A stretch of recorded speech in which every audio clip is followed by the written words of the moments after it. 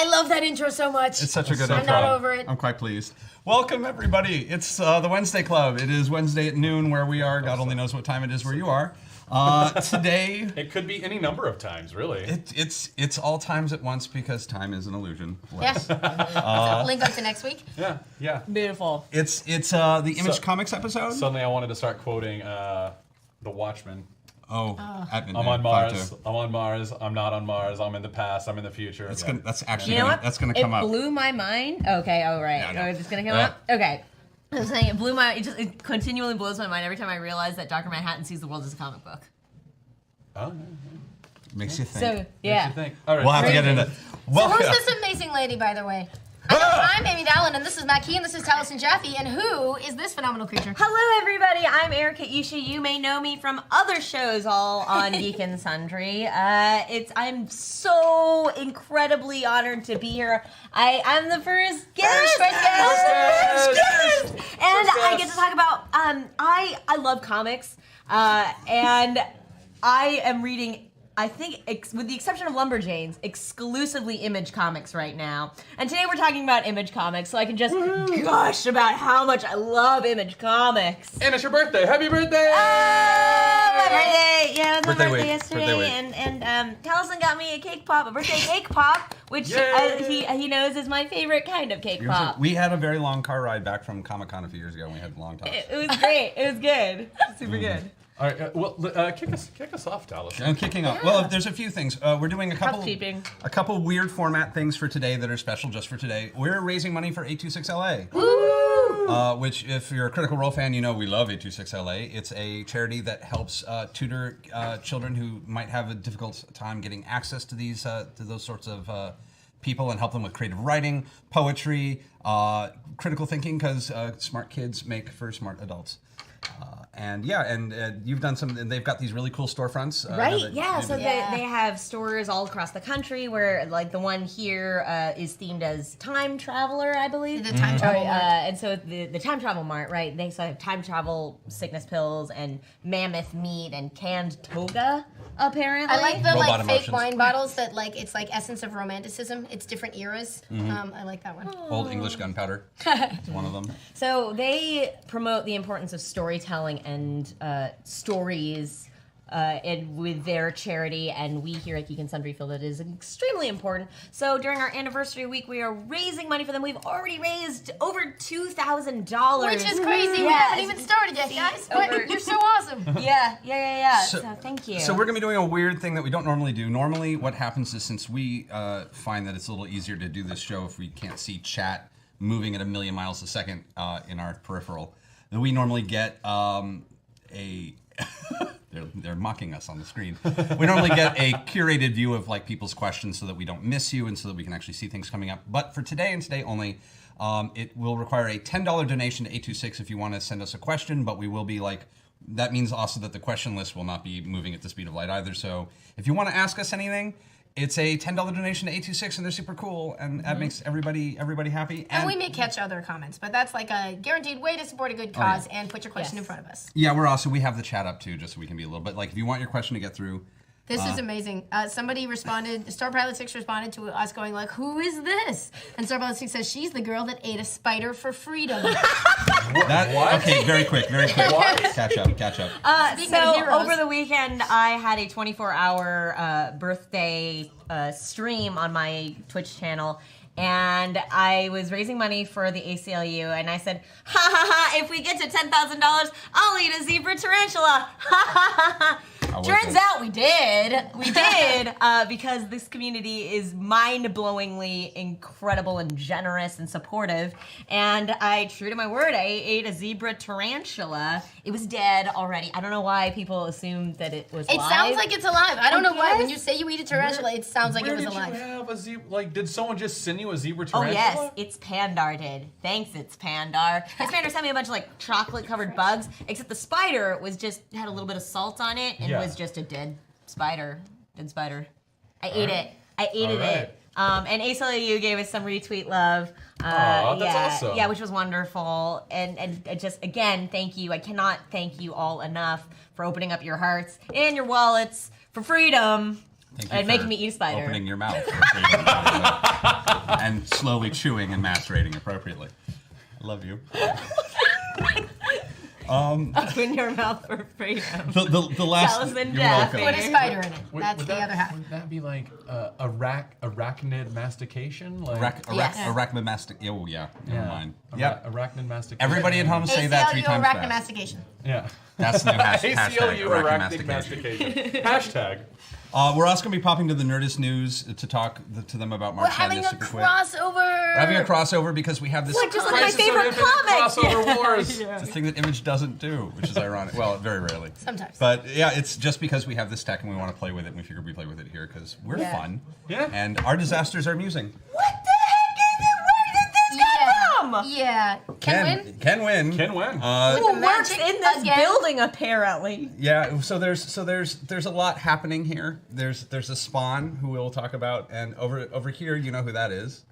Oh, yeah. From Saga. Saga. And then celebrating the rebirth of Image, which we will get into. We have a zombie at the other side. It's like 3 years of image, 3 years of image. condensed into one beautiful image by This Ken is Wynn. beautiful. Does he? We gotta ask him if he has He some does like an an Instagram Instagram, yeah. or something like Oh, that. I'll bug him about it because he had to go back to work. Also, we're all wearing red. Wearing red. That's a faux pas. Yeah. Oh, one of us has to go home and change. We're running for a very cool reason. It's International Women's Day. If I had been thinking, it would have been a Vertigo episode, but didn't think that through.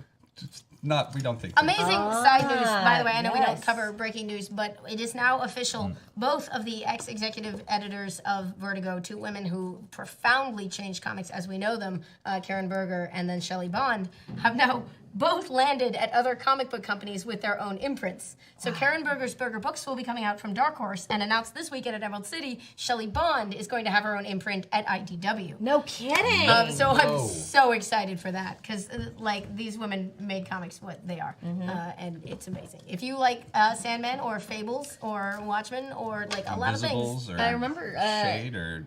I've never heard of any of those. yeah, back in middle school, Neil Gaiman, superstar Neil Gaiman, would thank Karen Berger in all of his forwards for Sandman, and I just remember reading her name and thinking, "Wow, who is this woman?" yes, the wizard behind the shadows. Yeah, no, she was definitely the power behind like all of the alt comic revolution of the 90s was really. It was her. It was pretty much her. Yeah, it's a great story that we will definitely cover. But today we're covering the other great revolution of the 90s. Yes, the bro revolution, which was a little ridiculous. Brovolution? Brovolution. Yeah. Right.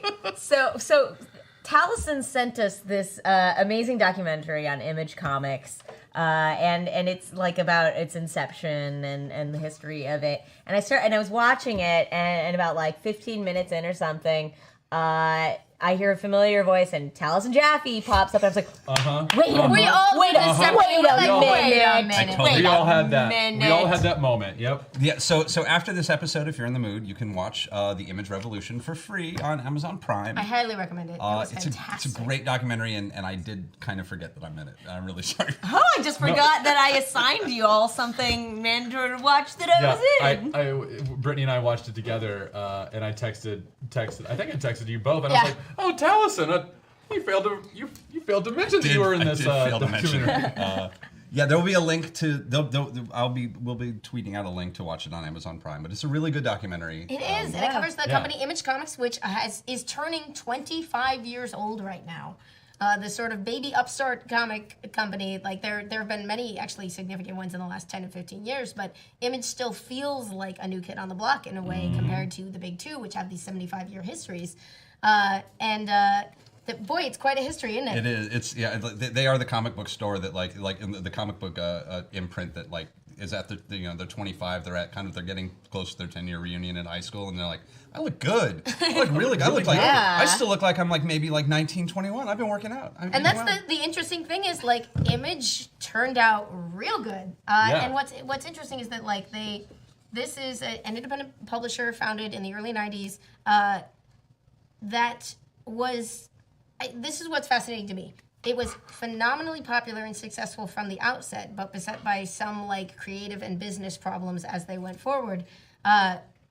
And the most fascinating thing to me, and this is going to be a your mileage may vary scenario, is a lot of the like early image hits, they don't really speak to me personally.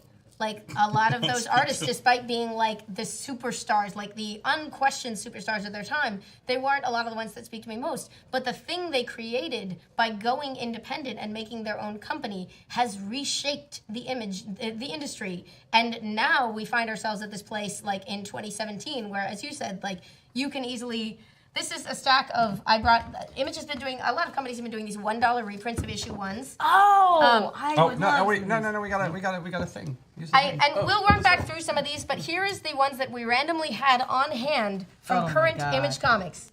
Is that with my pull too, or is that all of us? These are just the ones I brought. Oh, just Paper the ones Girls. you brought. Paper Girls is one that I don't Queens. even. Rat Queens, I'm Southern a Bastards. huge fan of. Monstrous. Boom. Outcast. Oh, man. The Wicked and the Divine. I'm reading that one. Black Science. Yes. Velvet. Fun. I Kill Giants. I read it. Nowhere Men. On the I've street. heard that one too. Saga. Saga, little baby. Low. This is a bunch of Rick Remender books. He's got his own like wing of Image now. Fatale. So good. East of West. So good.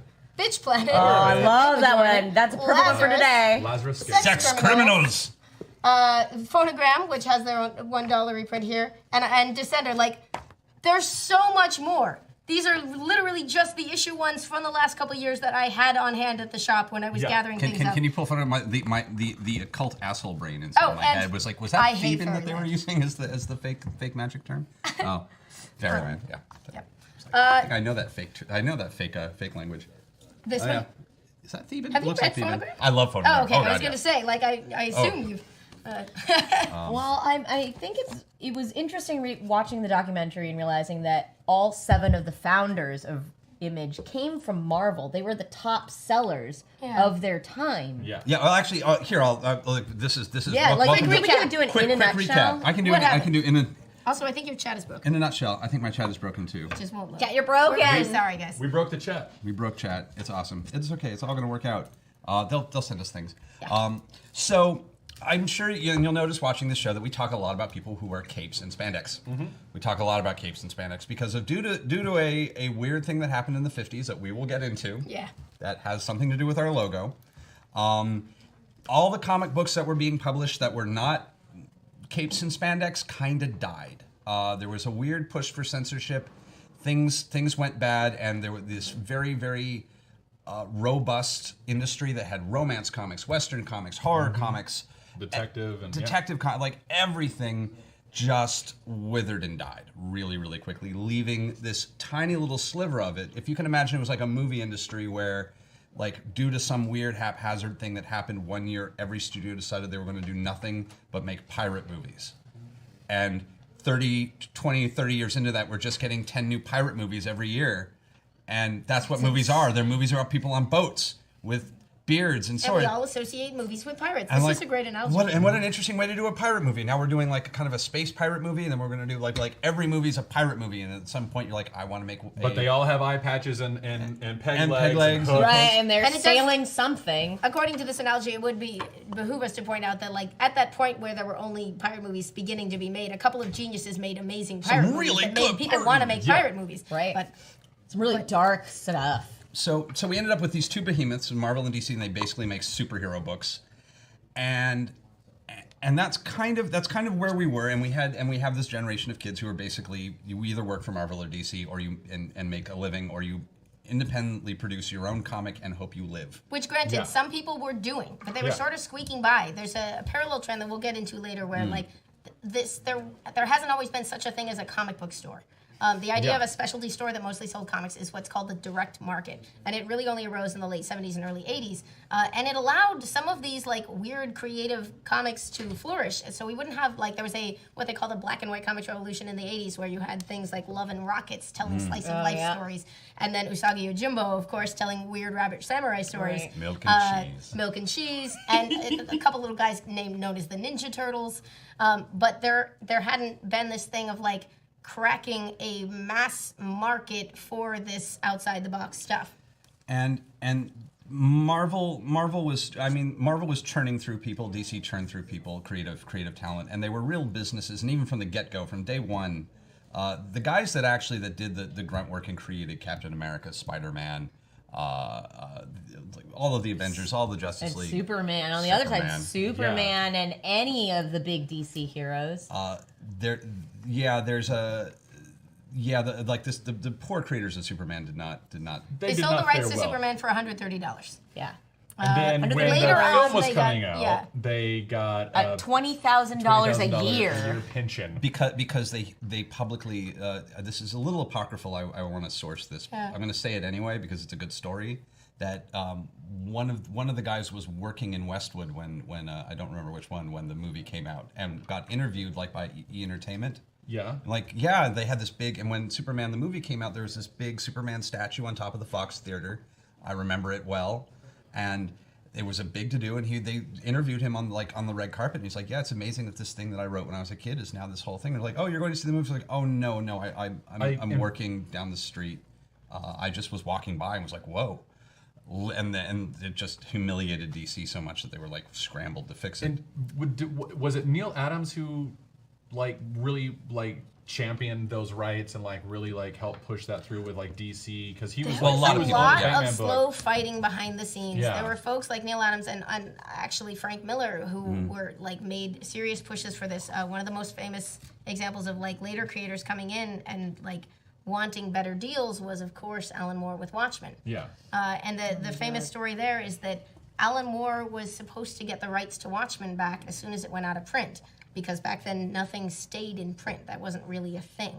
And there are conflicting versions of this story, but essentially you can look back at it and go, whether or not the deal he signed was fair or what he thought he was signing, the book has, of course, remained in print to this day. Yeah, Alan Moore has never gotten the rights back to Watchmen, and he never will. Oh, I was so furious about the movie. Honestly, rightly so. No, and it's... It got some things right. But he was one of those superstar creators who was burned out, and this was in the mid-'80s. So you can see these creative battles are coming to a head, and there's new generations of creators coming in who don't want to be trapped in the same bad deals that had poisoned the lives of Siegel and Schuster, or in the case of Jack Kirby, and or Bill Finger, or any of those guys who really created these worlds and were getting no credit for it. So this push was happening in interesting ways. And one thing that I desperately want to know this when we eventually get to a Vertigo episode. This was the DC imprint that sort of picked up with a lot of Alan Moore stuff and introduced Sandman. The deals were better on those. They were closer to creator-owned comics. I don't know how close, and I'm very curious now. But what hadn't happened yet was sort of a total high-profile break with that system of creating things that would be owned by these larger companies, and it came in the form of. Well, yeah, I mean, these kids were getting into, and by the way, we just to say, Jinquisitor says happy to donate, and also we just reminded everyone, Rat Queens is back. How excited are we? I know!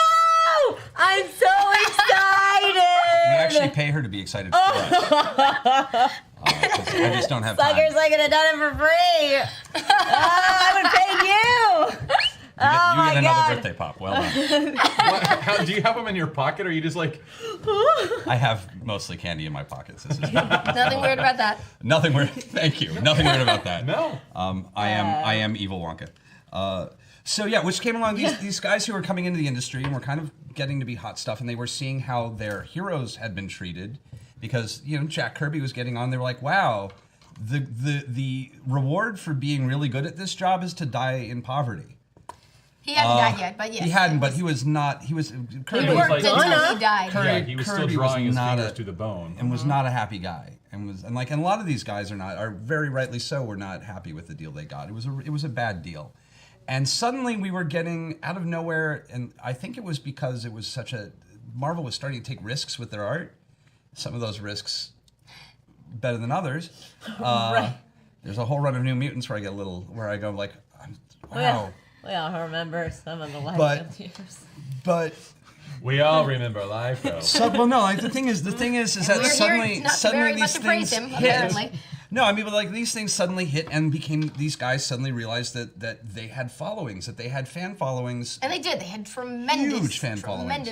Yeah, they were rock stars, and they were selling they sold 1 million issues of things, which had never happened. Yeah, or hadn't happened in decades. Yeah, Back in the back in the 50s 50s and so on, like millions were a normal number. But like since the sort of shrinking and narrowing of the market, and especially the rise of the direct market, you didn't see numbers like that.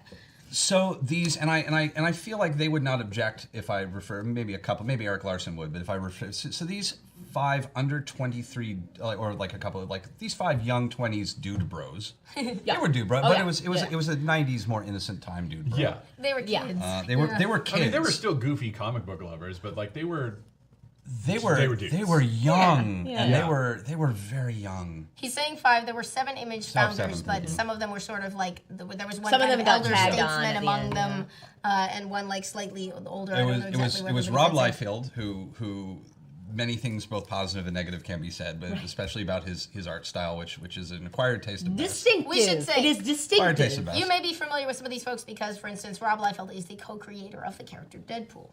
Which I've got to say, I was in Arizona. I was in Arizona when the movie premiered at a comic book shop with him. I have never seen such a delighted face on a man in my. Wow. He was I just got to talk he to was him and he standing in was the very lobby nice. going. Oh wow! Oh, that's so cool. Well, and he was like tweeting about how he got to be in the movie. Like he had like a very small like. He did. He It still was is really very cute. excited. You know, like. But so part of it fun. is that like he co-created Deadpool, and that didn't make him a millionaire because that's not how it worked. So you No. can sort of see where like that character became immediately very popular. To be fair, I also don't know how much he had to do with the fourth wall breaking. But he Very little. But But that's the look. But the look is his. The look is his. Well, Look at- his and Deathstroke. No, but like you know, but like I mean, but like And Spider-Man's. I'm- He was like, But, yeah, he made a it's joke, but fine. I got to talk to him for one of our Geek and Sundry, like Carnival maybe a couple years back. And he was actually pretty lovely, but he does tell self-deprecatingly the story that he was sort of like, I looked at what McFarlane was doing on Spidey and I was just like, man, you have to work too hard. There's way too many lines. Here, this is like a much simpler Spidey and he's got knives. Great, done. that's hilarious. Oh, that's super funny. I Which love is that. a joke, but also a fairly apt description. A joke, but is he joking? So we had Rob Liefeld. We had Liefeld. We had Todd McFarlane, who's kind of the seemed to be the ringleader. the crotchety older brother. I say crotchety. He's not crotchety. He's intense. He's the He's Harlan like Ellison of intense. comic books. He's got a shark-like energy to him. He does, and like he's like, I think like one of his Swears a biggest lot. strengths is one of his biggest weaknesses, and that is like how no nonsense he is and how focused he is. Like he's like, no, you're screwing us over, and screw you, and we're leaving. And there's like no middle ground there. Yeah. And I love I love that, but there's also something that's like, no, okay, well, like, So you may know Todd McFarlane as the creator, we'll get to it in a bit, of Spawn. But he also had been doing a massively well-selling run on Spider-Man at the time. And those issues still book for money. People love Some that of stuff. well, yeah. and he's the one who's so oftentimes accredited with the spaghetti webs, which is the what funny Right, looking, yeah, the yeah. weird looking Spider-Man webs. It's like, why is it not just a cord? Yeah, It's just because like Ditko always had like the net, you know, or whatever else, and a lot of the other artists had done that too. And his point was But always his was like organic. but no, I want it to look like it can fly at the panel. Like I want it to look like it can fly at the you panel. do a pretty good. That's a pretty good invitation. Is it? Yeah. I was afraid I sounded a little bit more like Kermit. but No, it's good to Well, hear. there's a little bit of George Lucas in there, a little bit. But And George then Lucas. George Lucas. Jim Lee, who is just this. Jim friggin' Lee. Jim Lee, who's this nice, cool guy who basically brought this. He made Gambit. I call it the fashion The aesthetic. Gambit card. Oh, you can't even see it there. It's too tiny. Well, like we have actually, if you could pull up a Wildcats cover, pull up a Wildcats look, cover. I've got Jim Lee. That's X-Men too Gambit tiny. Right That's there. too tiny. No, but look, there it is. Let's have the powers that be pull up a Wildcat cover. I'm just saying, we got But Jim Lee X-Men cards. He in brought there. a real I thought fashion aesthetic. Like he really understood. Like I certainly have comments and issues with I won't even say issues. I love discussing his redesigns of characters, whether or not I like them or not, or what the things I don't. But he definitely understood. He was the first guy to start really playing around with the traditional costume and Yeah, getting fashion weird. design. Yeah. Paul I would Paul say that, Smith had yeah. done a bunch of really interesting work. Like Paul Smith introduced Mohawk Storm and a bunch of the sort of Oh, yeah. fashiony X-Men in the late 80s. But Jim Lee's redesigns have become terribly iconic, partly through the fact that we discussed, a bunch of us got into comics because of X-Men the Animated Series. Yeah. And they All were his using designs. the Jim Lee designs. So, like, his work has remained tremendously popular. And then I could never pronounce this. Was I can never pronounce his name. Portasio, thank you. I assume. Mark Silvestri will just roll through. Who's still doing the Witchblade book. Eventually created the Darkness and Witchblade. Eric Larson, Savage Dragon, which is adorable and awesome. It's one of those guys he's just been going turns out that guy just really wanted to make comics. Yeah. Which is just really, really lovable. He was just like, can I just make comics forever? That's what I want to do. And Jim Valentino and those guys, like these they were very, very hot in 1991. They all got together and basically quit all at once. Well, they all realized how hot they were and how much they were being taken for advantage. And then all the films are coming out. Batman had just come out, and like those guys aren't like. Well, I mean, Bob Kane. I don't even know if he's still around, but like this stuff's coming out. They're getting nothing for it, And they started to realize, like, hey, as McFarlane says in the documentary, he's like, can I even just get a free shirt, like with my Spider-Man art on it? Like, can I even just get a shirt? They weren't even doing that. So they realized, like, we're the ones creating all the work. You're the ones getting all the money, and something about that contract doesn't add up. And when they went for concessions of some sort, they were told, no, that's not how contracts work. So apparently in one day, all of them together, like the guys who were writing or drawing, An interesting thing that you'll note here is that all of these guys, many of them started writing their own comics, but they all had been working as artists, and it is not coincidence, I think, that their company is called Image Comics, which does play into the larger sort of the things they got right and the things they got wrong. So they told the big two basically to stuff it all in one day. Yeah. This was a pretty amazing part of that documentary. That must have been crazy. Because the documentary said they were doing 44 out of 50 of the top selling book covers, or top selling books. Or period. At a certain point, the sales chart was like this many X-Men by Jim Lee, and this many Liefeld books, and this many McFarlane's, and they were. I remember being heartbroken when they left Marvel, because those were the guys. Like when I first started reading comics, those were the guys who were doing them. So those were the only names I associated with those books, and I would go get the X-Men just because Jim Lee was drawing it. So when I found out, I think through Wizard magazine, because the internet didn't exist in 1991. Wizard magazine. When I found out through Wizard that they had started Image, there was part of me like, that sounds amazing. So they're not doing Spider-Man and the X-Men anymore? What are we gonna do? What's gonna happen is we panic, dogs and cats in the streets. Yeah, can you imagine being in those offices when those talks happened? Oh my God. It was. I mean, I don't think there's no company had ever experienced a creative drain like that before, where just suddenly you wake up and they're all gone. It's. I mean, if you were running a McDonald's and one day you woke up and there was just no bread anymore, you're like, there's just all the buns are gone. Figure out what you're gonna do for the they're never coming back. So they panicked. They make their own bread store. Yeah. That's actually a good analogy because they still had the meat. You're just they just had no way to deliver the meat. Yeah. And we still have Spider-Man, but there's no way for you to see him right now. And you have really good analogies. I'm analogy man. That's kind of analogies like the analogy king. I'll also say we got more happy birthdays for you from my left knee. Oh, thank you so much. Clank Zillid wants to know some of our favorite offbeat comics, and they like independent comics more than some of the mainstream stuff. And boy, we're going to be getting into that. Oh yeah. Yeah. That's the right question to ask for this entire show. Yeah. How great is Tess Fowler, one of the artists from Whack Queens, legendary Critter fan? What other comics has she done that you would recommend? Tess Fowler is super great. She's super great. Yeah. That would be the answer to that. She's done lots of little bits and pieces all over the place. She's working on something new that I'm always excited when I see. Yeah. Oh my God, she's working on a sort of futuristic space thing that I don't know what it is yet. Yeah. But I'm really excited. I'm super excited for that. But she's done little stints. She's done some Wonder Woman art that I love. She's got a couple.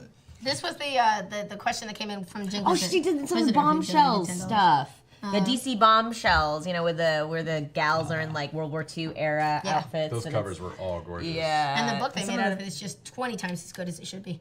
Really? So good. Yeah, Marguerite Bennett writes that book, and she was just like, I'm going to take this premise, and you know how I could just phone this in? What if instead I created a beautiful alt history version of World War II that will be the most fun and the most dramatic? There's some great story points in there, and it's funny because it's based on a line of figurines, essentially. They were just like, oh, this will look cool. They're in the 40s. they look cute. And they did look cool, 40s? but that could have been it. What normally if we would have made been it. plastic replicas of cheesecake and charged $200 a pop for them? Exactly. The book. Except it It's worked. good. Like, should not have worked. Should not have worked worked. Yeah. spectacularly. I want to marry every cover on those Oh, books. they're so pretty. Oh my god. The cosplay out of that though. Okay, but we need more Tess So, Fowler Rex because yeah, and this is I don't know whether to get into this. We're all very happy Rat Queens is back, but support Tess Fowler and all her work. She was the artist absolutely. for a while, You can- and there was can- some like behind the scenes stuff that I'm not. you can privy to, be. I feel like you can be a fan of Rat Queens and a fan of Tess, and it's not necessarily mutually. Yeah. Like many things. I can. Yeah. It's. Yeah, I don't know Speaking any of the I image don't- founders, Oh yeah. I don't know any of the business behind that, but I just know I love Tess Fowler's work. My friend actually used some of her comic panels on her shoes for her wedding. She had a book-themed wedding, and she like paper mached like Rat Queen's art onto there. So That's so cool. As we but- say, that's another show. We'll get Tess. there. the art's incredible. So these 20-something, while we dig a couple up because she does a lot of single issue stuff. Rascalscomic.com is a good site to go to see her stuff. While these 20-something dude bros, and they are dude bros, are suddenly Except Jim Valentino, who's Except for like their Jim. elder statesman, kind of trying to be I know, I like, so shouldn't I've call been them all. around in comics and we could do this, and they're like, ah! This is my impression of what I They're- got out of the documentary. they're Dead on. Dead on. they're artists they're writing their own books, and if they're about as they're artists writing their own books for whatever In that's some cases, worth. it worked. Like Eric Larson writes and draws Savage Dragon to this day. And it's Which very is solid. crazy. Like everything else has renumbered, everything else has gone back, and weirdly, Spawn and Savage Dragon are the two books just chugging along. Like nobody's business. Spawn is now sort of overseen by McFarlane, but mostly drawn by other people. Yeah, he's kind of backed away from it a bit, from what I understand, because he wants to make toys, and I respect that. Yeah. Right. He makes nice toys. He does. They're good toys. Very good toys. So I interrupted you. No. You were saying- Well, we're welcome to the tangent show. This is the tangent episode. So these guys, Yeah, this one. these is guys this is the started favorite one. putting Just this time. just this one. They started making these books, and these books were selling like hotcakes for a variety of reasons. And in part, we should, one of those variety of reasons that they'll get into is that this was a period where speculation became a huge deal in comics. Sort of for the worse in the long term. what In is terms of- speculation? I hear myself asking. yes, yeah. Yeah, good point. I did it this time. Speculation. Buying comics as investments is not a bad thing, but when it gets out of hand, you get people like any other speculation boom around land, or like what was the tulip boom that nearly crashed Holland? Like, Right, yes. When people start chasing something that they think is going to make them a lot of money, it distorts markets, it distorts value. And in this case, what you got in the late 80s, early 90s was the fact that Silver Age comics were starting to appreciate because they were starting to be appreciated. People were like, maybe we shouldn't have wrapped our lunches in Fantastic Four #1. And there's only Kind of wish I had one of there's those. only 100 copies running around, Yeah. and I kind of want one, and I have the money to spend on it. And this is the side of comic book investing that I love, where you sort of track down these things that weren't appreciated in their time, and you like give them good homes and appreciate what they are worth. And they do. Some of them are now terribly expensive because there aren't very many of them, and a lot of people want them. But in getting aware that comics could be worth money, you got to a lot of, I'm going to try to guess that this one is going to be the one that's worth a lot of money. So because these guys, the Image founders, were so hot, partly based on the fact that like they did things they hadn't done before. They put X-Men back to issue 1. This was at a time where you didn't do that. X-Men had been running since the 60s. Yeah. And they didn't even renumber when they went into reruns.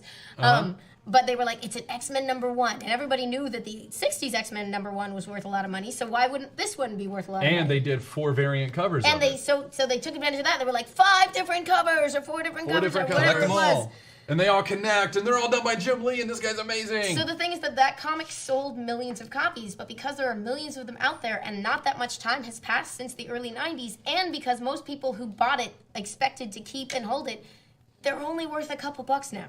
If Yeah. even. Because this is a result of, like, it's not scarce, and nobody, like, we're starting to get to the point. We're starting to get to the point where people who did get rid of their comics from the early 90s miss them and go back and get them. So comics that essentially became quarter-bin comics are graduating to, like, $2 and $3 comics. but like it's taken this long, 25 years for that to start happening. So in the meantime, you get these comics that people are buying 10 or 20 or 50 copies of. My boss at the shop, we should have brought him in for this. We turned 25 last year. So their early days as a comic book store were this sort of like this weird feeling as they would sell 50 copies of Spawn #1 to someone, just knowing that wasn't going to pay off, but that you don't want to be like, you can't, I'm not going to sell you those. Yeah. Like, No, but like that. If you see the documentary, that line at the Golden Apple for people lining up, me and my high school friends are in that line. That's amazing! Like, That's amazing! See, excitement is amazing to me. Real excitement for comics is amazing, and I always worry when I start ranting about speculators and a lot of stuff that, like, it's I'm because shitting on actual excitement. But no. I mean, a lot of, and if people are buying it for that reason, it's it does, when it starts to influence the way that other people who really do appreciate are enjoying it, it's not good. and it's not sustainable. It's not. It's not sustainable, and I think like I see like sort of, and I might get murdered for this, but I feel like there's a parallel between not yet. I feel like there's a parallel between what a lot of people say killed like Comic-Con with like Twilight coming in. It's like, no, but this is for comic books. It's the same as like speculators and lovers of the medium. It's like, no, but this is, we want to love the medium. Like, just let us read our comics. Don't continue to pump stuff in here that doesn't necessarily belong because you're going to generate more income or whatever else. Like, maybe it's not, I'm not an analogy king. Well, I would actually say there might be more parallels to that than just that, because in a way I have enjoyed the growth of Comic-Con because it means that more people do discover artists and comics that are exciting.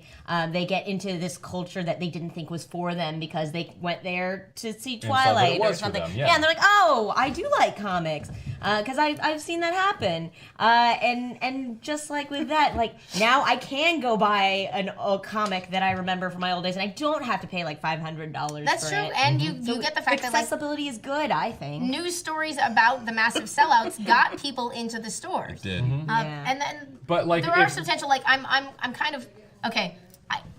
I'm a Twilight backlasher, so I can't let it just go by because part of it was like that backlash was gendered in a way that sucks. That I think we all agree. Like, young women are often told that the things they like are dumb. I will also say one of my favorite T-shirts I ever saw at which was kind of a nice little smirk, was my friend Danielle had a T-shirt that just said Battlestar Galactica, when you're ready for the next Edward.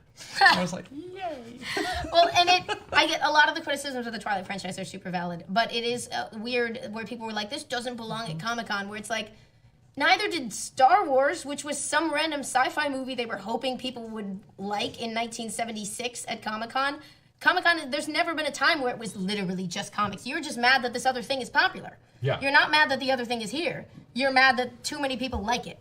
And that's a different kind of being mad. Yeah, and that was a big problem for a long time because the comic book stores definitely did bunker people, which is why it's so hard to read them now. I know it sounds like we have like rats in the wall. We got a question from Dark Aardvark. What was the first title that drew you into Image Comics? Ooh. I picked up Youngblood #1 and Spawn #1, but I mean, Gen 13. Well, we'll get to Gen 13, but it was less about the books back then and more about the notion of rebellion and counterculture, but like it wasn't real counterculture. It was the 90s, and like it was the image of rebellion, the image rebellion. It was the Bart Simpson. It was Bart Simpson's love child with Marilyn Manson. We're shocking and cool. We skateboard and have backwards hats. And you know what's funny about that? But it was a thing.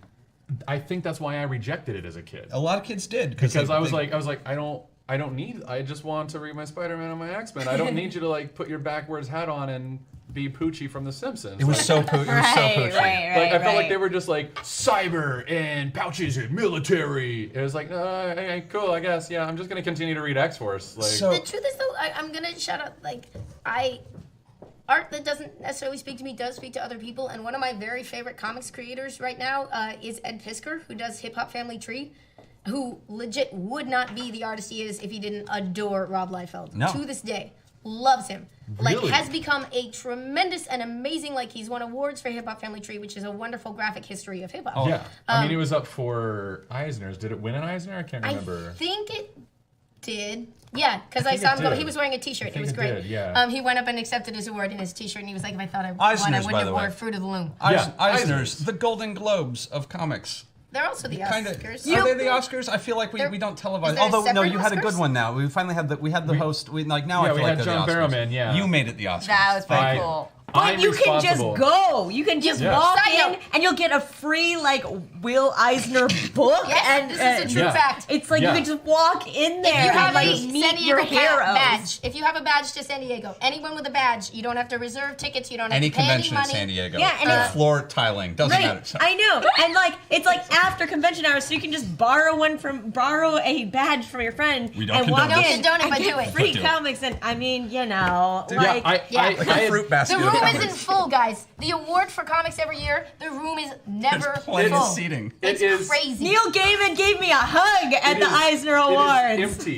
It is I just empty. walked in. I got to shake hands with Jason Aaron and say thank you for Doctor Strange, and he stared at me awkwardly like, "Who are you? Get away from me!" But it was Aw. worth it. It's just comics, people. They just look like that. No, sure. But like, I will admit, like when I did the Eisners, and by did I wrote like lines for Which John is Barrowman amazing. to say, which was awesome, and helped him choose costumes. Nerd. But total nerd over here. And like, what was the best thing about that was that I was getting paid to read all the books that I hadn't had a chance to read yet. Nice. Because like I had to know like every single nominee, what they were about, because I had to be able to try and write jokes about those things. Heck yeah. Even though like 9 out of 10 of them didn't make it, I still had to give them the options. Yeah. You know, Did they give you copies, or did you have to track down like 10 different foreign I had to language? go track it all Oh down. my gosh. Bless your heart and Wow. your commitment. That's awesome. I was committed to writing very funny lines for John Barrowman and work. Like I loved Comic Con HQ when I was working over there. That's how I got the job. But all that being said, I got to the Eisners and was like, oh my god, I'm so like nervous because it's like all the creators your and first publishers time and there? everything. Yeah. I'd never Oh, been, and I was like, oh my and plus there's gonna be so many comic book fans, and I want to get this right. And then I walked in, and all of the comic book creators are all like bitter towards the industry and just like grumbling amongst themselves. And there's like 30 fans, and I was like, oh, this is the opposite of what I was expecting. But that's the thing, is it's like, since there's like 30 other people and like all of the creators are just like eating dinner and getting drunk, like you can just walk up to them, Just walk and up and talk you're to them, That's during and the they're not ceremony, but swamped. yeah. It's amazing. Yeah. And if you have a positive attitude, like you are basically like one of those fish in the deep sea with a light. They'll be like, "Oh God, somebody happy to see us. Yeah. Thank you." Yeah. You'll meet And it everybody. could have been as many as 70 people. I want to hear you. I want to hear your John Barrowman like cute quips on Skydoll at this point, but that's a whole nother story. We'll get into Skydoll later. Wait, does he have? I cute know. quotes It's on- just I was thinking. He's it's just an imagining Eisner, things he Eisner wants to Award see winner that I want to Barrowman see Gotcha. Barrowman make jokes Gotcha. about. I think there was the Right, question we though, may of have wandered which, off the the question. question of which May have. Mayhaps. which Which title? Which image comic got you first? Well, and I'll say, in the interest of this show, I reread Youngblood #1 and Spawn #1. Okay. Which I Youngblood did. #1 was the very first Image comic, and it was their big test balloon to see whether this thing was gonna work. It was created by Rob Liefeld. Did he write it himself, or did somebody else write Oh, it? he wrote it. He wrote and drew it. Yep. And how was it? well, well, that's okay actually. It's. I think it's important to always remember that there's a difference between something like there's art that fails and art you don't like, but it's still art. And I will never give anyone. I have a thing of like any dude who publishes a comic book, writes and draws and publishes a comic book basically by himself. I'm never gonna give that Yeah. much crap to, no matter Do what your I think thing. about it. Well done, you made a little mutant baby. I haven't done that. Well done. And it's definitely art. It goes out to accomplish. It tries to do something and it accomplishes it. It's interesting reading this book. The theory of the book Youngblood was it's a superhero, super cool team of spandex-clad, extremely athletic celebrity. They're like super public. It's kind of like a take on the modern Avengers, where everybody knows who Youngblood is, and they get followed around by E! Entertainment, and they're dating supermodels and saving the world. And they're like, I think in the first issue they just kill Osama. Who was the old one? Saddam Hussein. Yeah, I know. They just Topical, like 1991. topical 1991. Oh my gosh. And like, but like it's and like the first 2 pages is another older super team. There's like a prelude. There's like a little like prologue weird thing, and I'm reading it. And I'm like, he's trying to fake Kirby speak.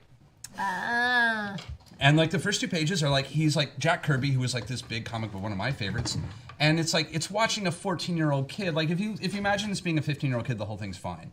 And it's a 15-year-old kid trying to fake his favorite writer's prose style. And then Kirby shows up as a superhero in the book. Oh my god. There is a Kirby character, and like the villain is obviously, I don't even know if he planned it, is obviously a metaphor for Image Comics. It's him setting up like, hey guys, I know you got defeated by this big villain, but we're gonna come in and save the day. Like it's very much his like, don't worry, Jack Kirby, we're coming to save the industry. Like there's a that's adorable. So, but it's it's not even intentional, but it's there, and it's like oh, your attempt to write Kirby-esque dialogue is really, I can tell he's doing it well enough that I can tell he's trying. Yeah. Which is impressive. I'm not going like what? I'm going. Can I kind of Kirby? segue from that to spoil the wonderful turn to the story for me, which is the last 10 years, and the single favorite thing that I learned from this documentary, which we are ruining right now. No, I know. I hope everyone's going to go see it, by the way. My single favorite thing in this documentary is that I was aware previously, not being super familiar with like the workings of every company, but I knew that like at a certain point, the things we associated with Image, like I've been working at the shop since 2008, and like things just changed over time. There were books that you didn't really expect to see from Image, most early and prominent of which like was Walking Dead, which we'll kind of get to. And Chew and some of these other really outside the box things. And eventually I was sort of like, who's running that place? And it's a guy named Eric Stevenson. And Eric Stevenson has been the publisher of Image since 2008. Taking over, I think, for Valentino, who'd been there for a couple of years, who they give some credit. 03, So some of this credit may go to him. I'm not sure the timing of everything. But my favorite moment in the entire documentary, sorry, this is so inside, but I loved it so much, was the story of how Image got Eric Stevenson. Which was that apparently, like a young Eric Stevenson, now editor extraordinaire, with the amazing taste, like on all these $1 books he's greenlit, read interviews for Youngblood, got really excited, and then read it and was disappointed. And he, this was my favorite. Now I know what story you're who was he telling, talking to? Was it Jim Lee? I think he said like he was at a signing and he sort of said like, oh, I was kind of disappointed in Youngblood, and he sort of explained the problems he'd had and what the reasons. And Jim went, go tell Rob that. And apparently, Eric went, told Rob Liefeld all the things that were wrong with Youngblood #1, and Liefeld said, you're hired. Yeah. And he spent the rest of the 90s as an editor under Rob Liefeld's imprint for Image, and somehow which was Extreme, I believe, right? Extreme. Yeah, Extreme. Wow, things were very different then. Fast forward. That's how they hired everyone. No, literally, that's how Extreme hired everybody. You can watch Matt Hawkins came on the poll and gave us a wonderful interview about the history of Image and all of this stuff, and he told us his own story of getting hired, where he basically showed up at signing and went, these guys are rock stars. I don't really know what's going on. You guys need anything? I hate working at a bank. And he got hired. Man, that's how he's the head of Top Cow. That's literally how you got hired here. Oh no. Yeah. Hey, I just know people here. I'm just hanging out. Yep. Do I want a job? Why yes. It's the be in the right place. Yeah. It's the Eddie Izzard. You, creepy girl. We need you for our podcast. The creeping girl. The creeping girl. That's me. The creepy spider eater. Yes. Perfect. I'd hire you. Yeah. So sorry, that was my favorite story. No, because it was just like the image that I've grown so tremendously fond of, like born out of the image that I sort of failed to appreciate at the time. Well, it was boy, was it not for you. Yeah. And they came from, they were coming from Marvel at that time in the 90s, and well, and it's in Youngblood. Like I'm reading it, and it's his main character is this young guy who's dating a supermodel. And does she have a name, or does it matter? I don't remember. Okay. Barely. And like, even she's like, does it matter? Like, but it's like, it's not even. It's entirely a 15-year-old boy's idea of success. Like it is with none of the. Like it's not a look into what does celebrity do to superheroes. It's hey, I'm a superhero and a celebrity. Isn't that awesome? Like that's the whole book. Yeah. It's not about like there's no. It's like, I have money and fame. Cool. And that's the book. That pretty much describes Rob That Liefeld. was exactly what he was doing at the time. Was like, I'm 24 and I own suddenly a massively Viper, rich. and like I have money coming out of my cars ears. and I have employees that I pay. Hot Because we girls kind are of hitting. skipped this part. It worked. They It found worked. an image on this tremendous gamble, and it was wildly successful. And the crazy thing, I loved this, where they agreed early on, because there were 7 partners in the company, that Image would never own the books. They would not own the characters. They would not make the movie deals. And what's so funny is I'm like, that's the sort of the great creative revolution they really accomplished. And when you watch the documentary, you feel like, oh, it was just so you guys wouldn't fight each other to the death over Yeah. things. Yeah. But well done anyway. No, but it was like that day was one. so significant. Like that day one laid the groundwork for everything that came So later. let me. I'm sorry. Yeah, please, no. Go ahead. We're so deep in, sorry. I have the biggest question. So what is Image's role? Like, if Extreme owns it and Extreme is producing it, like, what is Image like Branding and publishing. They're the so publisher. So Like, I'm they just take- trying. I kept wondering that the whole time. I was like, I wish someone would explain the corporate strategy It's behind different this. book to book. Not every book is made by a large studio. Some are smaller sort of outfits, but Image basically has like a skeleton crew, and they are the publishers of your book. So especially these books that don't fall under one of their sort of studio or imprint lines, because and I don't know what the deals are like at like Skybound, which is Robert Kirkman's imprint. Sure. I don't know exactly. who owns Skybound what. is another very creator-driven publisher studio, because they also do video games now. Yeah, they- and like and tabletop TV games, yeah. and They tabletop absolutely games. pride themselves Yeah, on like creators coming first and having rights. I just don't know the exact details of the deal, because I know like in a lot of cases, if you pitch an Image book, they in the documentary they talk about gambling on themselves. You really are. I've known some folks who've done smaller Image books, and in some cases, like you pay up front to get it. Like you pay your artist. Yeah. Yeah. And then you sort of bring them your book, and they print it and they put it in the magazines and they send it out and they do a little bit of marketing, and they take a small cut for like per issue sold or something like sure. that. I think is the standard deal. The idea being like they don't take a progressive thing; they just take their little chunk. Like no matter how many millions of Walking Deads you sell, their share doesn't increase because they're just taking their cut as publisher, and that's the standard deal, I believe. Like So they, it sounds like similar to how like smaller studios like Legendary has like a first look deal with Warner Brothers. So like they are the ones who retain the rights to whatever films they create, but Warner Brothers is the distributor. So it's kind of similar to that. I think probably some versions. There's some variation. A simpler, and just in case we like just had a whole Take chunk a of the chat room analogy, go, King. whoa. Yeah, sorry guys. Yeah, one of the things, Image is an umbrella. So you're going to hear us say Extreme Studios, McFarlane Studios, Top Cow Studios, Skybound Studios. If you are a creator under Image, you kind of get your own little micro company that's like a little satellite that you can then, like as Jim Lee did. He had Wildstorm, and once Wildstorm, he was like at one point was like, I'm going to take Wildstorm out of Image, and just took his little kingdom and floated away like an island. And then sold it to DC. Sold it to DC, Right. which worked out very well on weird levels. It worked out for Jim Lee too. It worked out for everybody, but it was and good books. But so they all kind of that way. There's like no infighting. I don't know. Like at some point, if anyone ever wants to look up United Artists, it's kind of a similar thing that happened to actors. Right, back in the day when the studio system was getting too much of a stranglehold, Mary Pickford and Douglas Fairbanks. Douglas Fairbanks. And Charlie Chapman, right? Charlie Chaplin? He was. right? I think he was in on it. He ended up being part of it, but it was mostly was the the two of initiative of Mary Pickford and Douglas Doug. Fairbanks Yeah. were huge stars. Again, at the same time, they were pulling in numbers. They were America's sweethearts.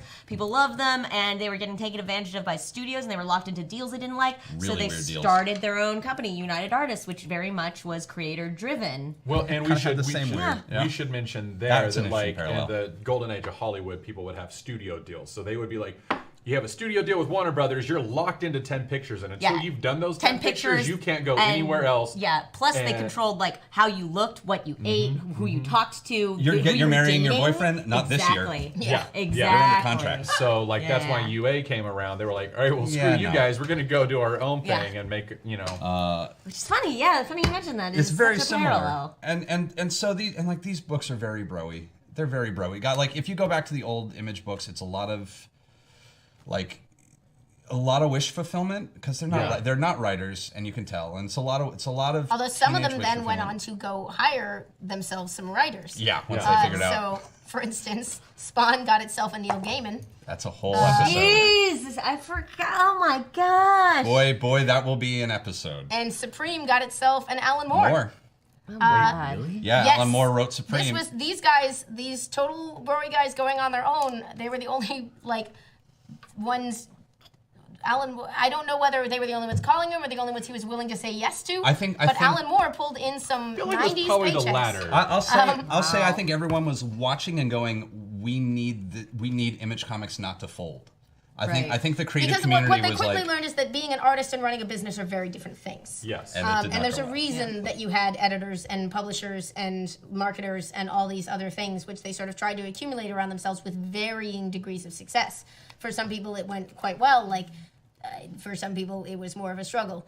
And what's interesting, I'm going to link it back to modern day Image, is that a current trend is I'm jumping all over the place, but I know it's hard.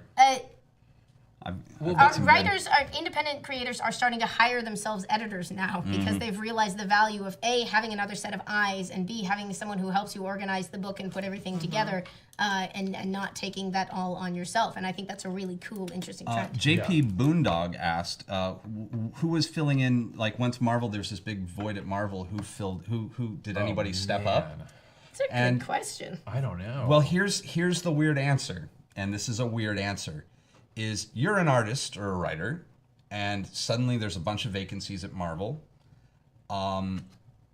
and some of them would pop in really quickly. These guys would come in, and Marvel and DC's answer to Image was mostly, we need to have bigger events, because while we may not have the talent, we have Superman and Spider-Man, and so we can kill Superman, and we can Break Batman's back and do all this. Pull Wolverine's adamantium out. Yeah, I and heard that happened already. oh no, that was but that didn't happen until 95, 96. That was a little later. That was Fatal Okay. Attractions, but still, same concept. Yeah. But you do 3 months at Marvel, you show any talent, and Image goes, "Hey, what you doing?" And so why would you unless you were okay with the notion of being why would you work there? Why would anyone It really work did there? embolden the rest of the industry. Very Marvel had to start creating more attractive contracts, and they both had to they were forced. Image forced their hand. Image forced them to actually have conversations about compensating people for the characters they create. Yeah. And There are now starting to be royalty structures in place. There Yes. are now starting to be things that you did not see before, where you hear about if you created a character for something and it gets used in a TV show or a movie, you get something. If your trade paperback stays in print and sells above a certain amount of money, you get something. The details on these deals, obviously, we don't know. If you create a character at Marvel or DC and that character gets used in another book by another creator, you get a. Or I think it's just Marvel. I don't know if they Really? both have this. You get a little kickback. I if did not know that. That's So their G. desperate Willow attempt to be Wilson please for give Ms. us a Marvel. good idea. So G. Willow Wilson for Ms. Marvel. I think I don't Would want be- to say I know the specifics, but yeah. But presumably by what you're saying, she would be getting a Every kickback time. of some sort every time they're like, hey, she's in the Champions, now Yep. she's in the Avengers. Well done. You made us a character that's making money, so you, in turn, we want to reward you for giving us a good idea. And not stuff just... because you do, it gets tremendously complicated because, of course, Yeah. many hands are involved in all of these different things. Many characters are involved. Many creators are involved. Most characters have at least 2 creators, the writer and the artist. But they're working on that problem that's been around as early as the 1970s. You had creators saying, I think Roy Thomas and some of the others sort of saying, why would we give our best stuff? Yeah, to I Marvel, was we actually won't just own it. thinking of Roy Thomas, because one of his big things when they pulled him in to be a writer and then later an editor at Marvel, he was one of the first writers hired outside of Stan Lee, if I'm not mistaken. His big thing was, why would I create a character for you guys to own? I'm going to do that on my own and give me my best stuff. In the meantime, you need a new character, so I'll make the Vision, but he's actually based on Jim Hammond. He's basically the same thing, Jim It Hammond, turned out original awesome. So thanks, Roy Thomas. Human Torch, but he did that all over the place. Every single character he created, Patsy Walker, was based on a romance comic, and he's nah, cool. Patricia Walker, now she's Hellcat. Cool, yeah. You know, like I want Millie the model back, man. I want Millie the model back. Not we could kidding. do a whole episode on Patsy Walker Hellcat. Man, I I'm should down. see if I can get Kate. Get Kate That in, would be yeah. so much fun.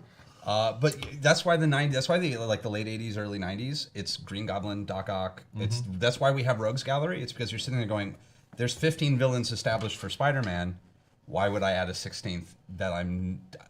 That why? you're not going to get any money for. Why? I'm not going to get paid anymore if I create a new character. So, like, the book will sell fine if I put the Green Goblin back in there. yeah, Another Green people Goblin. just want to see Spider-Man fighting someone. Yeah. What's interesting is that you can't stop creative people from being creative, so they are adding new pieces to the mythos and Sure. new creatives all the time. And I don't know if this is the appropriate time to get into this sort of weird state of 2017, where essentially the majors are kind of a farm system for indie comics. They are almost like, and this they get into a little bit in the documentary where Robert Kirkman talks about it, but it is now not the only model, but one of the major models for getting into comics in the last 10 years is to essentially self-publish something incredibly indie that lets people know you can make comics, which is a lot of work and very difficult to do. It's tough to get people's attention, and some people only ever do that, and bless them, they do amazing work. But a lot of those folks want to go to work. I mean, Oh, I think we're in crossover land. did we just get crossover? We get cross. No, not yet. Never We got mind. sound, just so you know. Take this 1 second. Oh, yeah, go ahead. Finish. So a lot of people, there's a track that's been established now where, like, you do some indie work, and then if you are so inclined and you want to work for some of these companies with these legendary characters that we've all grown up loving and with a lot of top-notch talent, you go and you work for Marvel and DC for a couple of years. Right. And some people will then, like, once you've got a name for yourself and people associate you with a quality or a style of work, you then theoretically have an option to take that awareness and that sort of market presence and do your own stuff again. And some people never come back. Brubaker, who did some of the most significant superhero Captain comics America. of this Captain century so America. far, has basically said, I'm done. I did my time. I I'm gonna spent write some the years fade-outs. and probably along the way, he probably got a lot better at what he was doing. He owned his shop. He worked with amazing characters and amazing people. And now he can do whatever he wants. And he used to do that through a creator-owned arm of Marvel. But eventually, once he left the company, he does it at Image. I actually just did a panel at Long Beach Comic Con with a bunch of IDW artists and writer who talked about the difference between doing your own work and working for working on a franchise. So artists on Transformers or My Little Pony, and they all said that, like, at least at IDW, which isn't one of the big two, but still works it's with tough. Five. They've got Doctor Who. exactly. They've got Titan does. Oh, Titan has yeah. Doctor Who now? Well- Did IDW used to do it? Yes. Okay, I'm not crazy. But they have a lot of properties, and so they said that they are very conducive to, like, influences from them to letting them do their own creative thing, bringing their own styles, and that it's a lot more friendly these days. I love that. At least on the idea side. A lot of people are doing both, and that's actually like I'm heavily biased, but that is my very favorite model, is the people who are doing both. The Kieran Gillens, who are both doing amazing work at Marvel and doing their, like, passion projects on the side. It's difficult, but, like, I think in the best case scenario, they feed each other.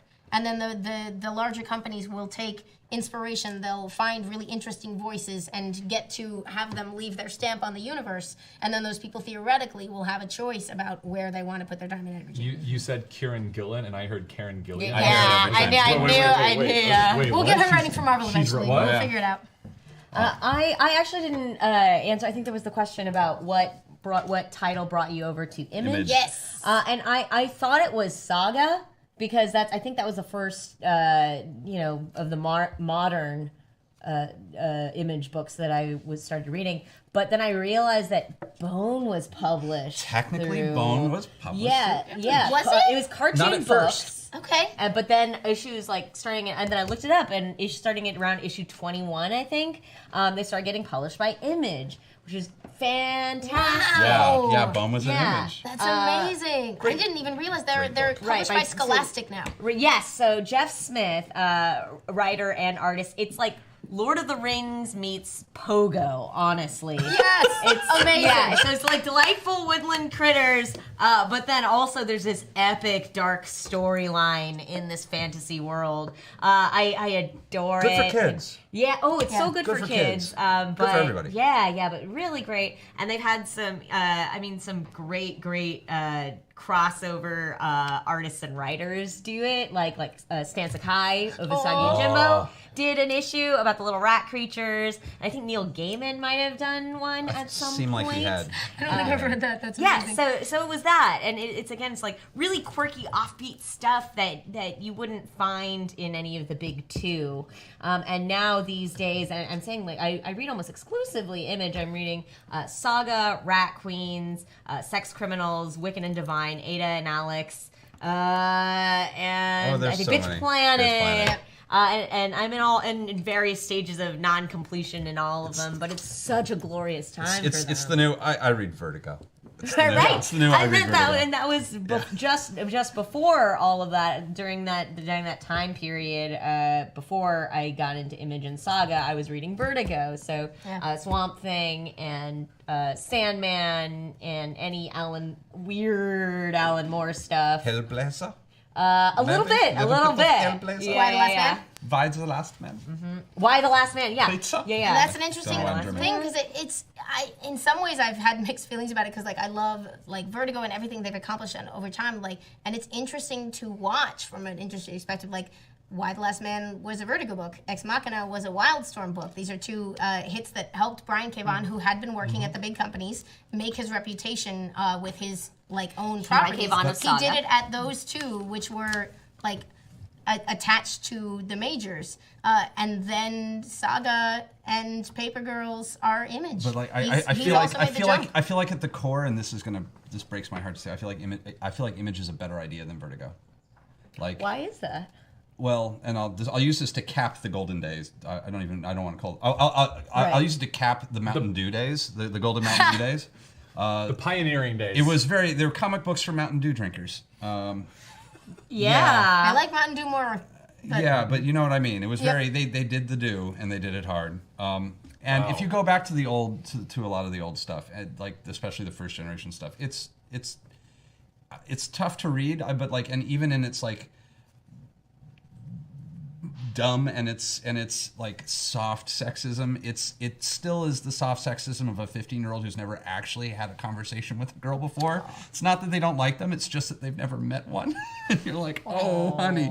So it's but there was a moment they all kind of collapsed. We'll let the documentary go into it. It kind of all fell apart a little bit, but they had this structure that was necessary. Everyone was like, there needs to be an island in the midst of these two big warring companies where you can always threaten to emigrate to. Yeah. Because it's the only way we're ever going to treat people correctly is we need Image. Image made that little safe island where if I don't like what you're giving me, I'm going to go over to Image and do my own thing. And so you got to make it worth my while. And it's helped a lot. And I think everyone would agree. And there was a book called The Red Star. And there was another book called Violent Messiahs, which Joshua Dessart wrote at the time, which was was very Spanish, and the Red Star, which is a fun read. I remember I went out with a dinner with Dessart and Tone Rodriguez, Rodriguez is this amazing artist, and Josh is this great writer and who wrote Swamp Thing for a while, and a bunch of the new Image guys, as they explained, we're doing something crazy. I remember going to this having this dinner. Right when Red Star had just come out and being like, you mean I'm going to be reading Image books again? What? When was this dinner? Oh, God. Whenever Red Star came out, I don't know when that is. It But was in the late early, 90s. Oh, late 90s, okay. I want to say. And that was the beginning of Image being a place where you brought your idea. And, was it Snakebite was the name of the guy who wrote Red Star? He was an interesting cat. Or may have drawn it. But that was the notion was you can bring your book to us and we'll give you a platform to be a competitor, where it's not just the same way in the 90s where Kevin Smith was making movies, they're the independent film, Miramax Films. Suddenly this is interesting thing because Image in some ways was sort of independent film, whereas Vertigo basically was Miramax. If you want someone who's going to help you make your thing better and put resources behind it, Like and a lot of like Vertigo and now IDW and Oni and Boom and a bunch of these smaller companies, like they do contribute something tremendously valuable to the process, which is like they can put resources behind design. You don't have to arrange every single element yourself like a person making their independent film, like who's just wearing 25 different hats. That can be super overwhelming. And they also like I will go to bat forever for the good taste of editors. Like when you have the right editor, they can find you the perfect artist you wouldn't have considered for an idea that you have. They can put together like the partnerships put together by like the Vertigo editors especially have gone on to be legendary. I think it was actually maybe Shelley Bond who first put Brubaker with Phillips.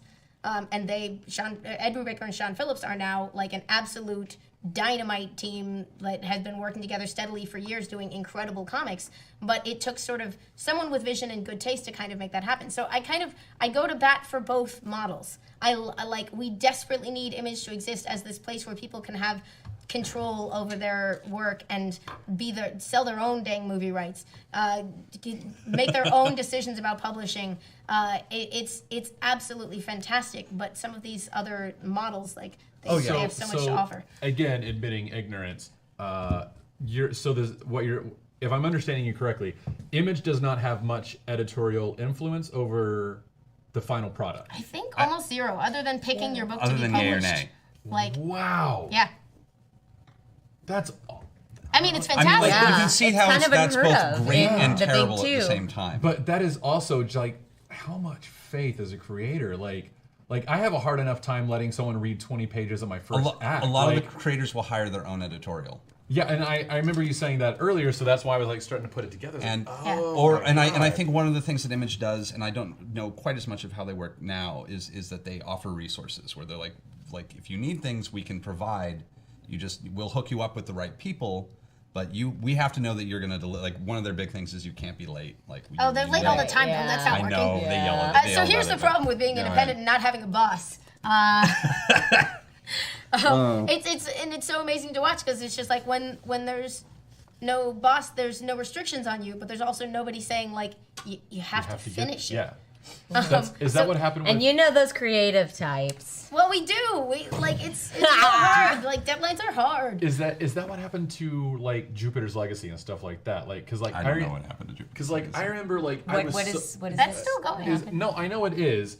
But it's Mark Miller and Frank Quietly, and I was super excited about it. And I picked up the first couple issues, and then for a couple months I was going back to my store, and it was never. They weren't releasing like the fourth issue. I can't remember exactly the number where it stopped, but it was just like all of a sudden it was like, yeah, it's not in yet. We just haven't got it in yet. Quietly's not the fastest. Quietly is not the fastest. Mark Millar also has a history of sort of like he's an incredible businessman, and he's sort of I think probably is doing the math on the fact that like he's got a devoted enough fan base in a world that like his books can weather lateness that would crush other books a lot of the times, which is very interesting. But again, he's another guy. He used to he did tons of work at the big companies. He obviously wrote Wolverine, Old Man Logan, and many other things at the big companies. And then went to Marvel's creator-owned because they tried to compete by creating Icon, which was their sort of this is where you put your creator on lines. So Icon is their Vertigo. Yep. What was the thought? Well, yeah. But sort of with less. It was less sort of like there was no sort of as far as I know there was no like Karen Berger whose vision that was, but it was sort of like if you work at Marvel and you have an idea that you wish you could pitch to Vertigo, we'd love to publish it for you, but it'll have the Icon banner. So it didn't proceed for sort of the vision of an executive like Karen Berger, or an executive editor like Karen Berger, who's sort of doing those magic spark editorial interventions, but it was a place for people to put those projects. But again, Mark Miller stopped working with the big companies and he publishes at Image now. Like, you may be noticing a pattern. And Image today, and let's start shifting to Image. Oh, and I forgot Dark Horse when I was talking about amazing independent Dark Horse! That exert, that contribute tremendous value in terms of taste and editorial guidance. Right, like, well, that's where Usagi Yojimbo is right now. They're did he self-publish it first, or was he did, with one of the it was very with small Mirage and Fantagraphics. Okay. And then so many publishers. In the 80s, there was a flowering of independent publishers. And then on to Dark Horse. Dark Horse also works with a lot of owned properties like Predator, I want to say. License works. They picked up a lot and of great video game licenses Video in the games, last couple like years. Naughty Dog stuff is all through Dark Horse. And of course, for 25 years, they did the Star Wars comics, as many of you will know. Weirdly, also Blade the Immortal. They have like one of the few American publishers that does a Japanese manga, which I thought was interesting. And they've been huge in manga. They chart as like a manga publisher, and it Oh, was yes, partly because absolutely. the sort of early. They just turned 25. Really? Wow. Oh wow, yeah. They're all getting old. We old. Anyway, it's a beautiful and various landscape. Sorry. I know, it's okay. This is one of those things where we have 100 episodes of this show already lined up because we're going to go mad. Yeah. Firewolf also says he knows very little about comics, but he's watching the show. He's compounding his knowledge by tenfold. He wants to know how our day is going. How's your day? Oh my! Well, I get to talk about comics with my friends. It's really great. Really quickly too, I wanted to ask if you all could recommend one image title to read, like a top one, because we mentioned a bunch of them, but that's pretty overwhelming. Yes. So for somebody who's just like, this sounds interesting. Where should I start? Well, All right, before you answer that, also answer how your day is going. my day is awesome, although, man, I'm going to be working till midnight tonight. I have not slept in weeks. Oh no! It's so good though because we're making great stuff because we love it here. We're about to be pulled into the Nerdist in a minute, so I'm going to say that it's time to sort of. I'm going to say it's time to sort of wrap this up. We're going to the Nerdist. We're going to do our little talk with Nerdist, and we're going to come back and talk about our recommendations for image books. Sure. Because I'm not picking one, so I'm going to kill. I have a special surprise, and it's awesome because of your birthday and otherwise. That we're going to say goodbye to the '90s in the most '90s way I know how, with a giant pile of pogs. Everybody gets a slammer. Wow. Everybody gets a slammer. Oh my god! Oh, this is a Pogs, motherfuckers. Well, this is a whole Pogs. stack of pogs, of Marvel pogs. Oh my god! Look at it. I got Spider-Man and Silver Surfer, Green Goblin, and Wolverine. They're not even, like, most of these aren't even just pictures. They're just, like, the names on them. Oh my god. All right, and in 10 seconds we're going to image now that I've just ruined everything. Unbelievable. Oh my god. What's my slammer? It just says Marvel Heroes on it. Oh my god. Oh. Go Pogs. You'll enjoy yourself. Oh, yeah.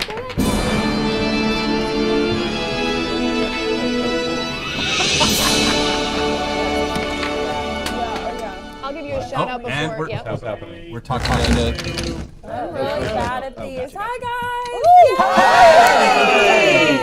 Wait, Hi, everybody. I'm on, but I'm not hearing anything. Yeah, You're not hearing us? Oh, you know what? Maybe I just don't have to. Wait, am I? bit more. Hold on. I might just need to be turned up. There we Stacey, go. you guys are watching our show while we play with our toys. Hey guys, Get I this hear you working, now. we can do stuff. What's the point of having all these friends in the building if we never get to talk to them? I know, it's so true. sad. That's true. I know. We're good. Hi, guys. Hi. All right, so while we get set up, let me do the intro really fast. Joining us today are the guys over at Geek and Sundry's Comic Book Show Wednesday Club, whose show is going live right now. So, like, you're next door to us. We could On just the walk other side over. of the kitchen. Yeah, I was you're like, how literally am on the other side of the I kitchen. fit here? How's it going? It's great. We've got pogs! We're having a very 90s episode. We've been talking about 25 years of Image Comics, and Taliesin celebrated by surprising us with Pogs. Pogs. I'm so Yeah. Great. Be jealous, y'all. I'll bring you guys some. Are there any Awesome. Yes, walk them across. Yeah. Wait, somebody act Get out what coffee you're on the way saying because I over. literally can't hear a single word. Just like mime it for me. Thanks. All right, so we wanted to get your guys' hot takes, those hot takes on some of the matchups.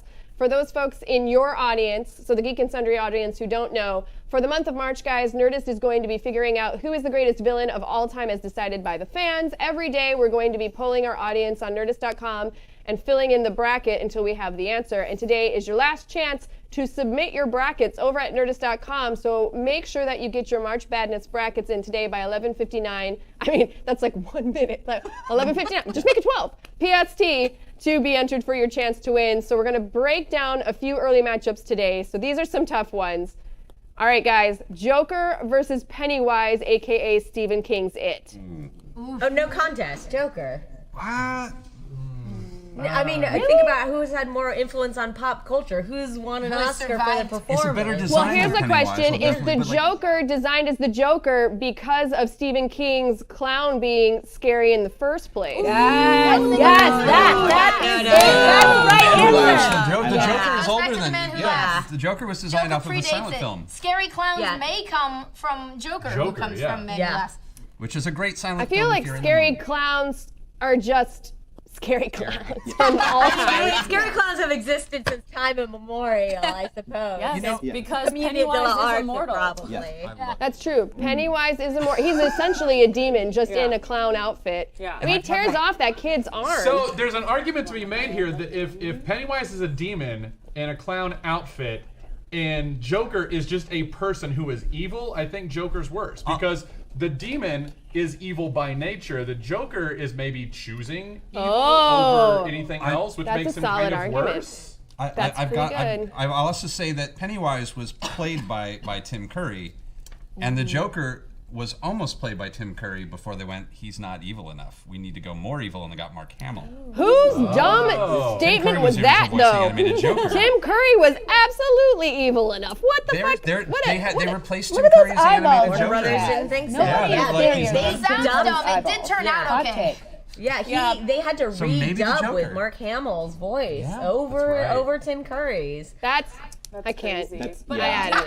That's a Man, good I point, gotta go. though, I was ready for Pennywise. I gotta go Joker. Oh Yeah, yeah, 100% Joker. I think I'm saying Joker. You called the comic book show. We're a little aliens and biased. stuff too, like monsters. Right. Yeah, I was like, no, I want to say not the Like comic book monsters versus villain evil people. for that reason. Trying to but- play against type. It's not going to work. I've Joker. had All right. nightmares about Pennywise. So final vote. What do you think? Joker. Joker. We're All saying right. Joker. All right, fine. Killing it. Fine. Alien Queen versus Bowser. Not Bowser at our office, although I could make that Answer argument. Bowser could be one. Ooh. I mean, Alien Queen. Yeah, no question on that one. That one's slightly tougher. Bowser is not very effective in his malignancy, honestly. Yeah. Like, he just kidnaps Princess Peach every time. But there is Yeah. that peculiar, like, don't think it throughness to Bowser's evil where you're like, okay, what's your plan? All right, I so know. Are we, So let's are we do- going to do There Will Be Brawl Oh, Bowser? just, no, we're not. Do not look that up. Oh my god, there will be Google There brawl. Will Be Brawl. So the Alien let Queen's me throw this out. Yeah. Here. Not as Wait, persistent as Bowser. What's that? Well, is that a flaw though? Because Bowser's just too stupid to know when he's been beaten. No, I think we got to give it up for Bowser. Just keep like after 30 years, he won't give up. I That's a gotta good go with point. Alien Queen. I I feel like Alien Queen too. you know. I mean, in feel she's terms pretty persistent. of efficacy, I'd say Alien Queen takes it. but Although, again, Bowser keeps coming back. That's a good point. Let me throw this out at you as a different way to think of it. Make the Bowser and Alien Queen both look the same. Because if you think of the Alien Queen, like you immediately think like, well, she looks evil. She's looks got very such an sinister. edge in design, She's got such an yeah. edge in design. Yeah. So if you make Bowser look like the Alien Queen, She's basically just an evil dolphin on a certain level. That is true. or if you make the Alien Queen look like Bowser. Oh, But you know But what? she is Alien Which That's is the more thing. evil then? If you take the look out of it, who's more evil? But that's the thing is you Yeah. have to take Ruthless. design. We are taking design into account, Yeah. so it's like an H.R. iconic. Geiger Yeah. sort of Yeah. sexualized Yeah. monstrosity, This sounds like- or like something admittedly kind of cute Japanese You character. sort of This want sounds to like a cuddle job him, for though, is the worst, Deviant. yeah. Yeah. Bowser in the art. You guys are saying what? Yeah. Alien Queen. I'm saying Evil Queen. I'd say Evil myself. Queen. Yeah. Alien Queen. What are you guys going with? Although Joe, I you're gonna gotta stick with say- Bowser? I'm sticking with Bowser. Audience, send your fan mashups to #Club and March Madness. Ooh, I Here's wanna a see good those here's a mashups. good argument. Chris Nath Dragon says Bowser destroyed the universe once. Granted, it was accidental, but he did do yeah. it. But this is the ongoing question and with quite the track record. monsters. Like I'll also monsters say I'm always versus more excited evil for a people Mario where movie than a the new Alien Aliens Queen film. is doing what That's her true, too. biology tells her to do. Yeah, but I feel like with Yeah. all the monsters, you can make that argument then, Yeah, and then that I just know. defaults it. So it is the like That's monsters good, versus though. Yeah. evil people who are choosing to do it versus things that are operating by their very nature. But are they Yeah. choosing to do it? Maybe they're just born evil. Yeah, but there's That's a longer still conversation. yeah. The choice, even if you're born evil, the choice to be evil is you know, there's I mean, some okay, nuance there. so here's the thing. In the end, they might have the same goals because for the Alien Queen, it's perpetuation of the species, right? Apparently, the Koopa kids, Peach is their mom. They mentioned that in What? one of the games. Yeah. That's what they mentioned in one of the games.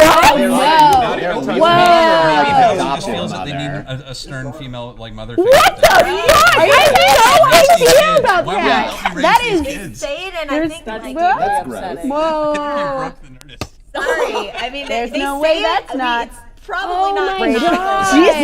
Jesus. But I'm not touching that. I'm not touching it. it's Okay. gross, people. It's okay, I just said it. Somehow you gotta We're tell just me gonna more move about on it. because you just blew my What if mind. Peach is the villain? She walked out on her So kid. upset. Oh, Oh God! What if Bowser's I just might like, have to come give the back? inch to Bowser if I Your thought Holy children shit! need No, you. guys, listen to Joan. Wait, what Listen if, to this. wait. What if Peach is the villain of that story, actually, because she walked out on her kids, and Bowser's just feeling like, come back, your children need you. Oh my God! Peach Holy just shit, Joe, adults that's housed her way perfect. out of that situation. Yeah. Peace out. Where's the trailer for that like very sad dark movie? Oh my I want it. God! I need it. Holy shit! Peach is gone, girl. Yeah. Yes. Yes. Oh my God! It's gone, girl. Holy shit. Someone make that Oh poster. my God. Somebody in chat. Somebody make this. Make this. Do your job. Do your job, internet. Make this for us. All right. So GLaDOS versus Agent Smith. GLaDOS, right? Versus Agent Smith. Yeah. In terms of impact on pulp culture, I'd have to give it to Agent Smith. In terms of being a better villain, more well-rounded, with better acting, I'd have to give it to GLaDOS. There's Better more meat to acting. that. There's more meat. GLaDOS has yeah. more meat. I don't even know if it's about acting. It's just that like there's meat to He GLaDOS. performs where the heck out of Agent Smith. I mean, in he terms does a of lot with what It's he just says. a specific kind of true. performance In that's terms called of being for. a better, well-rounded, compelling character, especially after Portal 2, I'd say GLaDOS. But we're not Well, talking about that's character perfect. development. We're just talking about evil. Who is more So evil? I would say Agent Smith is doing it for himself. So he has selfish reasons just for him. And GLaDOS, though, just wants to. Well, I guess she's kind of doing it for herself too. But she's also Yeah, out but to I think destroy she's everybody in the doing it for process. herself. I think she's doing it to watch the world burn, right? That- She only yeah. has one person in the world. She's less effective. She's only torturing one person, whereas Smith is really ruining everybody's good time. That's true. Yeah. In terms of Effective evilness. which is Well- more evil, though, to like just zero in on someone and control their life in this terrifying way, or to just be like, I will remake the world. Well, I will mean, say I'm- let's just turn to WikiLeaks really quick and just. I will say I'm more excited to see. How are you guys feeling about your lives? So Agent Smith, then. Agent Smith. Wait, Great. so Yeah. Agent Smith has a larger scope of evil, like what we would consider evil. I'd like to point out that GLaDOS like makes fun of a woman's weight. Yeah, so she's a Like, bitch. That's pretty That's bad. crappy, though. Dick move. That's also craftsmanship. I've got to Right. say it's craftsmanship. She does have Right. she may not be It's making good it in bulk, psychological but stuff, the yeah. evil she makes is well formed. Psychological manipulation. Artisanal evil. It's artisanal evil. It's a Whereas trade off Agent of Smith evil. is like mass-produced evil. So what are we feeling? What do you guys think? Oh, I'm sorry. GLaDOS. I didn't know I'm I gonna had say an GLaDOS. I'm opinion. feeling GLaDOS. I'm gonna say I'm GLaDOS into too. GLaDOS. Guys? Yeah, GLaDOS. GLaDOS? Yeah, GLaDOS. All right, so we got GLaDOS. So that GLaDOS wins.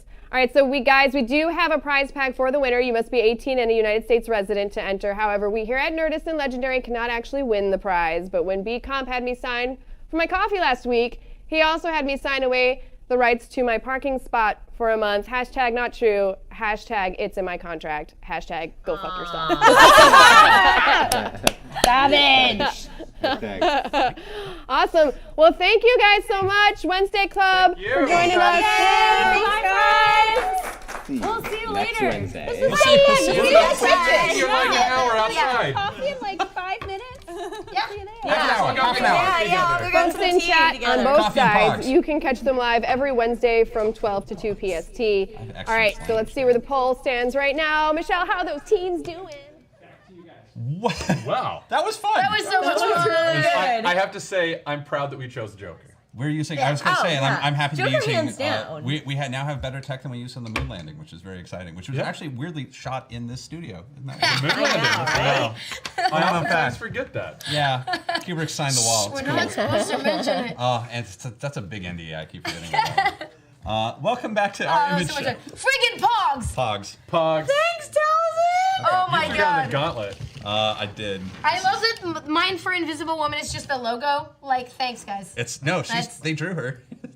She's there. I know, yeah. Pictured So some of them, like Wolverine is just, it says Wolverine. My favorite. I thought they were being clever because she's invisible. When I reached into the pile, I pulled out Rhode Island, East Providence, Cranston, Bristol, Coventry, East Greenwich, West Kingston, Kansas. There's also a scene, the scene from Casper in which Christina Ricci is talking to her class. No. Oh yeah. What? Rita Repulsa. I have Rita Repulsa. Oh yeah. Oh my god. 90s pulls, everybody. We'll probably trade these amongst ourselves later off camera. Although we may tweet or Instagram some photos of these. All right. Oh, Ralph. So since we're here, Rolf.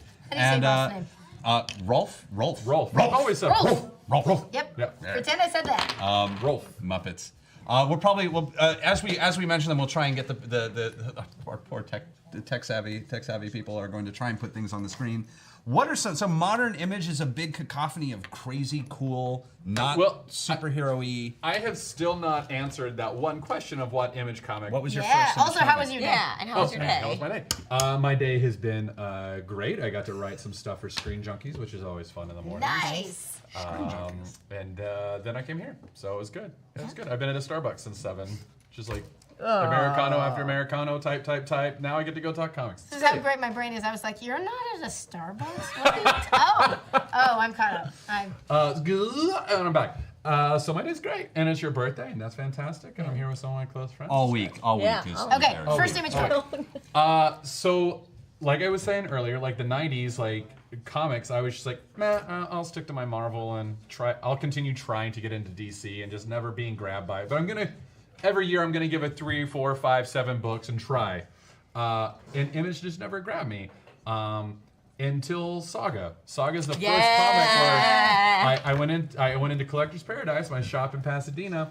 I'm gonna say this was 2012 maybe. This is a comic written by Brian K. Vaughan and illustrated by Fiona Staples. And Andy Legal, who is now like kind of like one of the high up sales guys over at Valiant, was the manager there. And I came in and I was like, hey, I get Marvel and DC every week, but what else should I be getting? He's like, Saga 1 just came out today. You should grab that. Nice. And I was like, all right, yeah, I'll grab that. Sure, that sounds good. Went home and was immediately hooked. And I've been following, looking at Image stuff ever since. We've got a Saga character on our amazing. Is that Prince Robot? That's Prince Robot. Prince Robot the fourth is hanging with Spawn, like you do. But give us an elevator pitch for those at home who have not read, who have not. Saga. I know. Yeah. Unless you want to pass that down. I may have to pass it because I'm about 5 books behind. But Well, we don't want spoilers. Just give us the premise. The premise behind it is these two are more or less like Romeo and Juliet characters. They're forbidden. There's a sort of like racial problem. I can't remember their names. Marco and Alana. Thank you. But they get together. Their two alien species are at war with each other, and then they have a kid. And that was kind of assumed to have never been able to happen or should never happen. It's a bit of a... Or just like, why would you have a baby with our war enemies? That's so weird. They become immediately anathema to the entire galaxy and have to go on the run. I went to seminary. We are going to get a cover shot. There we go. We got that one up for the moment. We're going to get the other cover for the moment. But they go on the run and they get hunted down by the sort of like galactic federations that are in charge of everything. And then the guy that we just saw was The Will with Lion Cat, and he's like a bounty hunter. And so it's a big, wonderful, sophisticated world, but it's also this very down-to-earth sort of slice of lifey story about a young couple falling in love and like navigating being a family for the first time. And one of my favorite, and maybe I'm gonna get it wrong, and maybe it's like improperly attributed to him because I've never spoken to Brian K. Vaughan, but a quote that I have heard associated with him is that he wanted to create a book that films could not adapt. Where he was like, I want to create something so big and broad and out there and wacky that studios will look at it and say, yes. That's what Alan Moore said about Watchmen, though. Yeah, never say never. Yeah. But I've heard that before, that he was trying to get himself out of the mode because he's worked in both TV and comics, where like Lost. He was a writer on Lost. Yep. The story there that I love is that he was writing Why the Last Man. Thank you. Thanks, that was so much fun. Thank you. Anytime. Thumbs upping our friend from Nerdist, who walked all the way over here to tell us that went well. Tens of feet. Frank Yvonne had written a book called Why the Last Man, which was notable both for a lot of things, but two of them were amazing like character developments told through like flashbacks and amazing cliffhangers. And the Great sort of cliffhanger. urban legend version of the story is that the people who were making Lost at the time went, you know what we mostly do is amazing cliffhangers and incredible character development told through flashbacks. Get that guy. Yeah. No kidding. This is how He it wrote makes some good episodes of Lost too. Like some of my favorite episodes of Lost where he had his fingerprints all over them. And But if he I- both had a family and wanted to sort of stretch his brain and his imagination, and so wanted to create this big crazy story that was also this like sarcastic, So- funny, down to earth family drama. If I remember correctly, I became a bit obsessed with Brian K. Vaughan after Saga came out, and I went and read a little bit of Deus Machina. Ex Machina. Yeah. Ex Machina, yeah. Didn't really grab me, but I tried, and I This read. was a Wildstorm book he had about a superhero getting elected mayor of New York. And I read all of Why the Last Man. One of my favorite books of all time. It's really good. But if I remember correctly, like Marvel actually went to like screenwriting schools and like story structuring schools in New York, and kind of had like this farm system where they were like, "Hey, we're looking for up and coming writers. Why don't you pitch to us and stuff like that?" And he was one of the ones who did that. And they were like, "Great, come and we'll teach you how to write comics." And he immediately fell in love with that. This I did not know. This I did not know. I've read that somewhere. I think it was like an interview with him where he was talking about how he really first got into it. I don't know anything about that. I don't know if I'm telling it wrong or if it even Nice. exists. In, But in the interest of storytelling, I'm always a big fan of hearsay and innuendo, and nothing that we say is necessarily verbatim. You're welcome to fact check us. We will admit to it if your version, if the truer version of the story is more interesting, but if it's less, we're not going to speak. We will maintain our truth. The myth is better. But that being said, I will always admit my ignorance. Like you don't learn anything otherwise. There's you so know? much to know. There's so much to know. Like it's impossible to know it all. But Saga is it's the book that got me into Image, and from there I discovered like 5 Ghosts and just so many Bitch Planet and everything. So A question I love asking people when they tell me about a book like this, especially for a show like this, is when people ask me like, "What comic book should I read?" I've never read a comic book before. My first question is always, "What movies or TV shows do you like?" What is the movie or TV show like? Are there a couple movies or TV shows that would signal to you something like, if you're a fan of blank, Saga will be like. All I can think is it's kind of Jodorowsky-ish for me, Saga, but like that doesn't help anybody. yeah, so that doesn't help me at all. no, it helps no one. That's the worst thing to say. Well, one thing that I like is like if you're into sci-fi, you will really love it. But if you're into sort of intimate relationship-based stories, you will also love it, because that's one thing that always daunted me about a lot of superhero comics was the scope. It was far too much for me to read to get into. For this, there's a simple through storyline, and despite the fact that you get a taste of world building of all of the solar system that is at war with itself over these 2 different races, it's really just about a family at its heart. Yeah. You know what? Here's how I would describe this book. It is Star Wars fell into David Bowie's labyrinth. Ooh. Interesting. I see it. I see Right? Felt that. I felt see that. it. Because see it. it's a fantasy in space. Yeah. It's not a space opera. It's got a bit of Guardians of the Galaxy, the movie vibe, just because it's like Yeah. colorful and but big. this came out before that. Oh yeah. So like it's not influenced But by that. But something that represents that sort of the way that it can be sarcastic and down to earth within that context. and like I'm saying Star Wars only because it's in space and a because bit it of has a fantasy. elements of space opera, yeah. But it's mostly like you take Labyrinth and put it out, like make it interstellar, and not in terms of story, just in terms of like world building and stuff It's like a great that. piece of world building. Yeah. You know, like, and you could like almost do any fantasy, but like I feel like Labyrinth was very much like its own thing, which is why I chose that, over like. But like who's Harry without Potter or being something. meta or self-referential, like how do we like? It's a great It's thing like about a Liz Lemon sense of humor in a Star Wars world. Yeah. Like Yeah. Yeah, that's real good. it's just like people dealing with these nonsense situations and just trying to sort of get through them as best they can. But then with a sort of like real elements of drama added onto them as they sort of fight and deal with new stuff. Like I feel like a lot of the characters that he creates, like Prince Robot and stuff like that, like Prince Robot. Like I am not a literary critic. Like I'm not even going to try and pretend to be like, well, what he means by Prince Robot is he's making a commentary on technology. Like I'm not going to do anything like that. Perhaps he is, but it feels like he just wrote random words down and shook it up and TV had Prince. And then he said, yeah, why not? And I feel like he did that to every single thing. There's a word for that kind of art form. Do you know what that kind of art is called? Dadaism. Thank you. Yes, that would be Dadaism. Then that is what I feel like he has done. Someday in we will book talk form. about the Brotherhood of Dada, which is a group of villains in DC Comics, which are some of my favorites. Yes. So we've done this entire thing without mentioning the Wicked and the Divine, I think. I was figuring it was going to get to me, and I was going to ruin you. But but it's not your first image one, but that's your recommendation. That kind of did my first image one. I was the last one to answer that question because we are so. But I was using him as a segue into like good books to pick up now, so he's kind of like covered Saga. Okay. And I was going to say, Eric, do you have anything? Not even your first, but like what's a good image? And you also love Saga, so like feel free to like Saga tag on to what I was was probably my first one that pulled me into Image in a big way in the modern era. I'd say my number one pick for right now is Rat Queens. Yeah. Do you like Dungeons and Dragons? No. Do you like fantasy? No. These guys? Oh, yeah, let's do flip. you like maybe the snappy, the snappy sort of violent dialogue of Tarantino?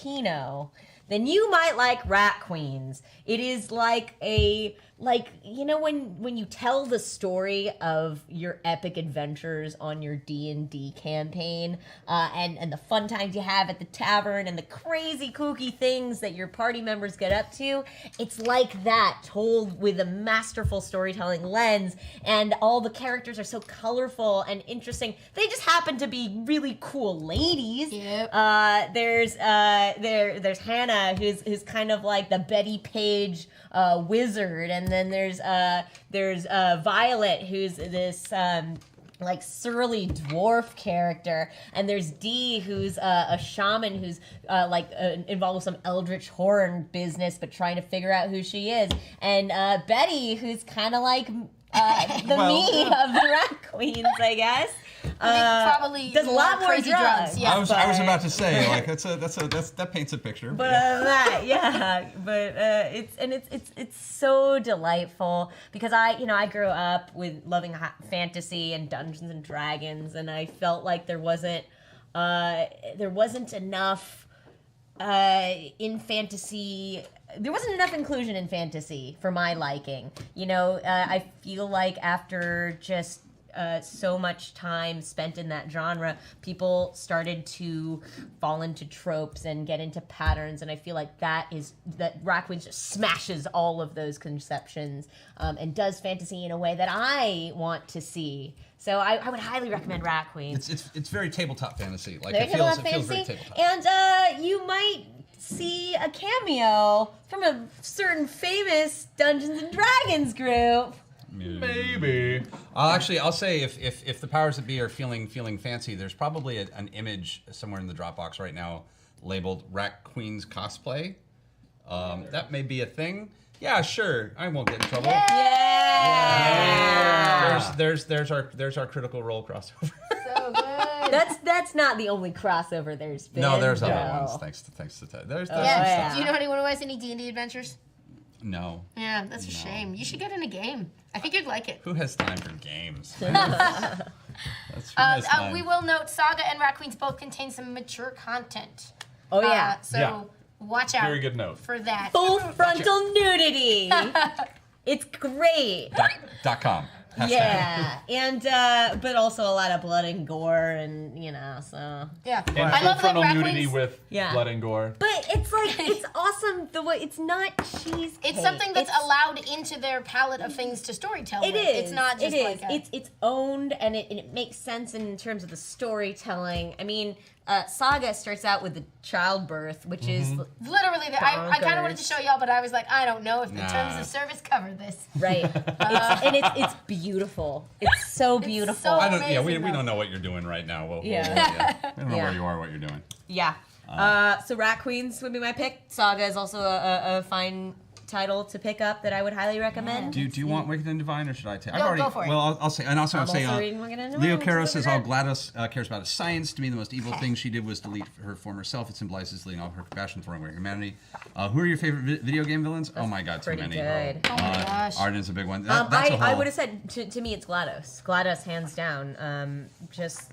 She's so complex and I like Handsome Jack. I'm a Handsome Jack. Handsome Jack? Jack Jack's is a pretty great villain.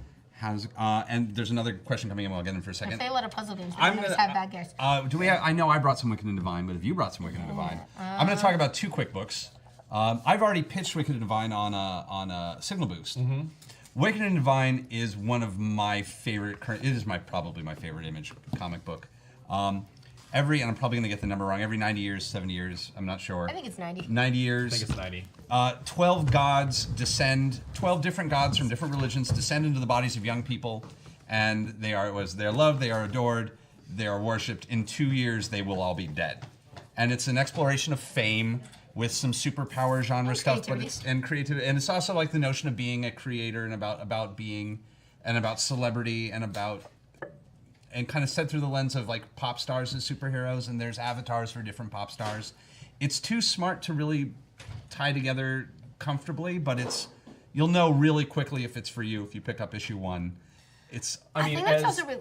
Sorry, as someone who studied theology and was in seminary and just anything that deals with like mythology and fantasy and magic, I immediately jump onto. Like I read the first TPB and was Trade paperback. TP all about it. Yeah, I'm gonna do that. Anyway, I interrupted you. Sorry. This book has my number like very few things out there. And what's interesting, especially, is that the intro to Wicked and Divine is sort of through the eyes of a fangirl named Laura, who's just like attending one of the gigs for one of these gods, and sort of comes into like contact with their world, and it's. This is a weird thing, I guess, to pick on, but like it was interesting to me that book, it starts with her sort of getting dressed up and going out to a club and having this sort of ecstatic experience. And the thing is, like, that's not really in my, like, I don't super relate to, like, I love rat queens, but like I don't really relate to taking mushrooms on a picnic. That's not inside my experience. But like Wicked and Divine is so much about passion and about fandom and about that kind of ecstatic experience that like it didn't matter that I don't have the same like the world was so accessible to me without me being remotely able to like relate to like people living pop star lives. And the mythology and the characters are so incredible. This is again a writer-artist team who've now worked together several times to great effect. I would say issue 13 of The Wicked and the Divine is one of the best single issues I have read in years. Which issue is Terra? Oh, fucking Terra. Yep. Wow. That's a reference. That's a reference you will get. And yeah, we don't want to. You can't say a damn thing about that issue. You can't say a thing about it. I can't. Every panel is a spoiler. But this book is incredible. Issue 27 came out today. Yes, it did. It's sitting on my iPad, ready to go. And I own tons of art. I have framed copies of the books on my. I mean, like, I'm really. This is an intense book for me. I'm super into it. I convinced a friend to cosplay as Lucy. Oh my god! Yeah, Pridemore. Oh my god! If look up Jesse Pridemore cosplay. Emerald City was a bed of amazing Wictive cosplay. When I say Wictive, it means the Wicked and the Divine. We're all very bad and casual internet people when we say Wictive. But interestingly, if you do get sucked into this world, Kieran Gillen publishes writer notes for every single issue about his research and the things they were trying to do. Really? Mm-hmm. They're on Tumblr. Oh yeah, huge, wonderful liner notes. This book is rocking my world. So thanks, Image. So that's your recommendation. So what is? I guess or was that? His was No, that. you have two. You have I was Wicked also going to Divine say. I was also going to say Fell, which is kind of an older book, which is nice. a little weird. It was a Warren Ellis experimental thing where he and I'm trying to remember the name of the artist. I feel so bad because I actually own some of his art now and I'm blanking, but my coffee is wearing off. It's a detective in a town called Snowtown. And it's just this really gritty, grimy detective story with amazing art, and it's It's very clever and but it's dark, noirish. And this snow town is just like this bad part of town. And there's this thing that everyone paints, which is an S and an X. And this came out during Katrina, and people fans of the book started tagging their buildings with the Snowtown logo to sort of like send graffiti messages to each other that everybody was all right in New Orleans. I did not know this. There were Snowtown logos all over. It's a great book. I don't want to ruin anything other than saying it's super violent, it's super dark, but really well written. And it's called Fell? Fell, F-E-L-L. One graphic novel, 6 issues, dark. We're running out of time, so come on, pitch Real your quick book. hits. I'm gonna quick pitch as many of these as I can. If you like dystopian sci-fi, exploitation films meet Margaret Atwood. You want to be reading Language Warning, Bitch Planet. So good. I love it. This is a fantastic book written by Kelly Sue DeConnick and illustrated by Valentine De Leandro with guests who come in periodically. I would say the back is pretty. Pretty like gives you a pretty good feel. They do fake ads on the back of each issue Yeah. that relate to. It takes place in a near future world where the hyper-oppressive patriarchy has progressed to the point that women who don't behave properly are labeled criminally non-compliant, or NC, and shipped off to a planet, the a prison planet. Yeah, like the Auxiliary Compliance Institute or something like that, informally known as Bitch Planet. And it's this wonderfully imaginative sci-fi. It's dark and funny, but you fall deeply in love with these characters, including some who are just sort of trapped in that system. I fell in love with Penny Roll so fast. Is that her name? Penny Roll. Oh, Penny Roll God. is a unique and wonderful thing. Oh. A thing I love, one of there's my not favorite a lot characters. of merch for Bitch Planet because they refuse to partner with a company that won't offer sizes up to, like, that taps out at 2X. Awesome. Because they're like, we can't be a book starring Penny Roll and not tap be out able at 2X. And not make a shirt you can wear. Yep. Yeah. So there's very limited official merch That's for it, so but they've got creative, got Espionage nail wraps. Cosmetics has nail wraps. And they just launched a line of got a leggings set. that miraculously go up to like 6X, I think. And that they designed new leggings live at Emerald City Comic Con. It was a great convention. So yeah, Bitch Planet is amazing. Dark fantasy that's unlike most other things on the shelves and incredibly beautiful. Marjorie Liu and Sana Takeda do a book called Monstrous. It's really rich world building with a heroine who's been through some stuff. You've heard us talk about this before, but we would be remiss not to mention Sex Criminals, written by Matt Fraction, drawn by Chip Zdarsky. This is the book that's this crazy high concept about two people who can stop time when they have sex. That's also the most refreshingly honest examination of sexuality I think ever read. They kind of rob banks. Right. They stop time and rob banks. Yeah. But also, it talks about sex in such an honest, positive way that's very refreshing. Speaking of mental health, there's some really wonderful stuff about oh god, depression and Stop me if I should stop. No, it's time. We got to stop. Oh, I got one more. I got one more thing. Ghostly Moose is how the comics creators who have their own books are being published by others get copies to you guys. And as fans of comics, and you want what you want from your creators, what's important in comics. That's a whole episode. Yeah. Use the hashtag on Twitter. We'll probably see it. The Wednesday Club hashtag if you want to. And show we'll us make a stuff. show out of it. And we'll check some stuff out. And it's cool. And we're definitely going to talk about what creators can do. In the meantime, this has been a fun episode. Let's go down the road. Who's to my right? What are we pitching next week's episode? In next week's episode. We'll hit it when you hit it. Okay. I'm Amy Dallen. Thank you so much for watching. @EnthusiAmy on Twitter. I'm Taliesin Jaffe at Executive Goth. I'm Erica Ishii at Erica Ishii. I'm Matt Key. I want to pitch Fabian Gray's 5 Ghosts of Fabian Gray. Didn't get to talk about it. Next week we are talking about Doctor Strange. I am taking over next week, and this is what I know best. So that is what we're doing. I'm going to be out next week because I'm working on a super secret project that's super cool. But guys, it's been fun. And remember, if Image has taught us anything, is that cool has its moment and fades away. But if you're making something that's fun, fun is forever. Thank you, everybody. Read a book.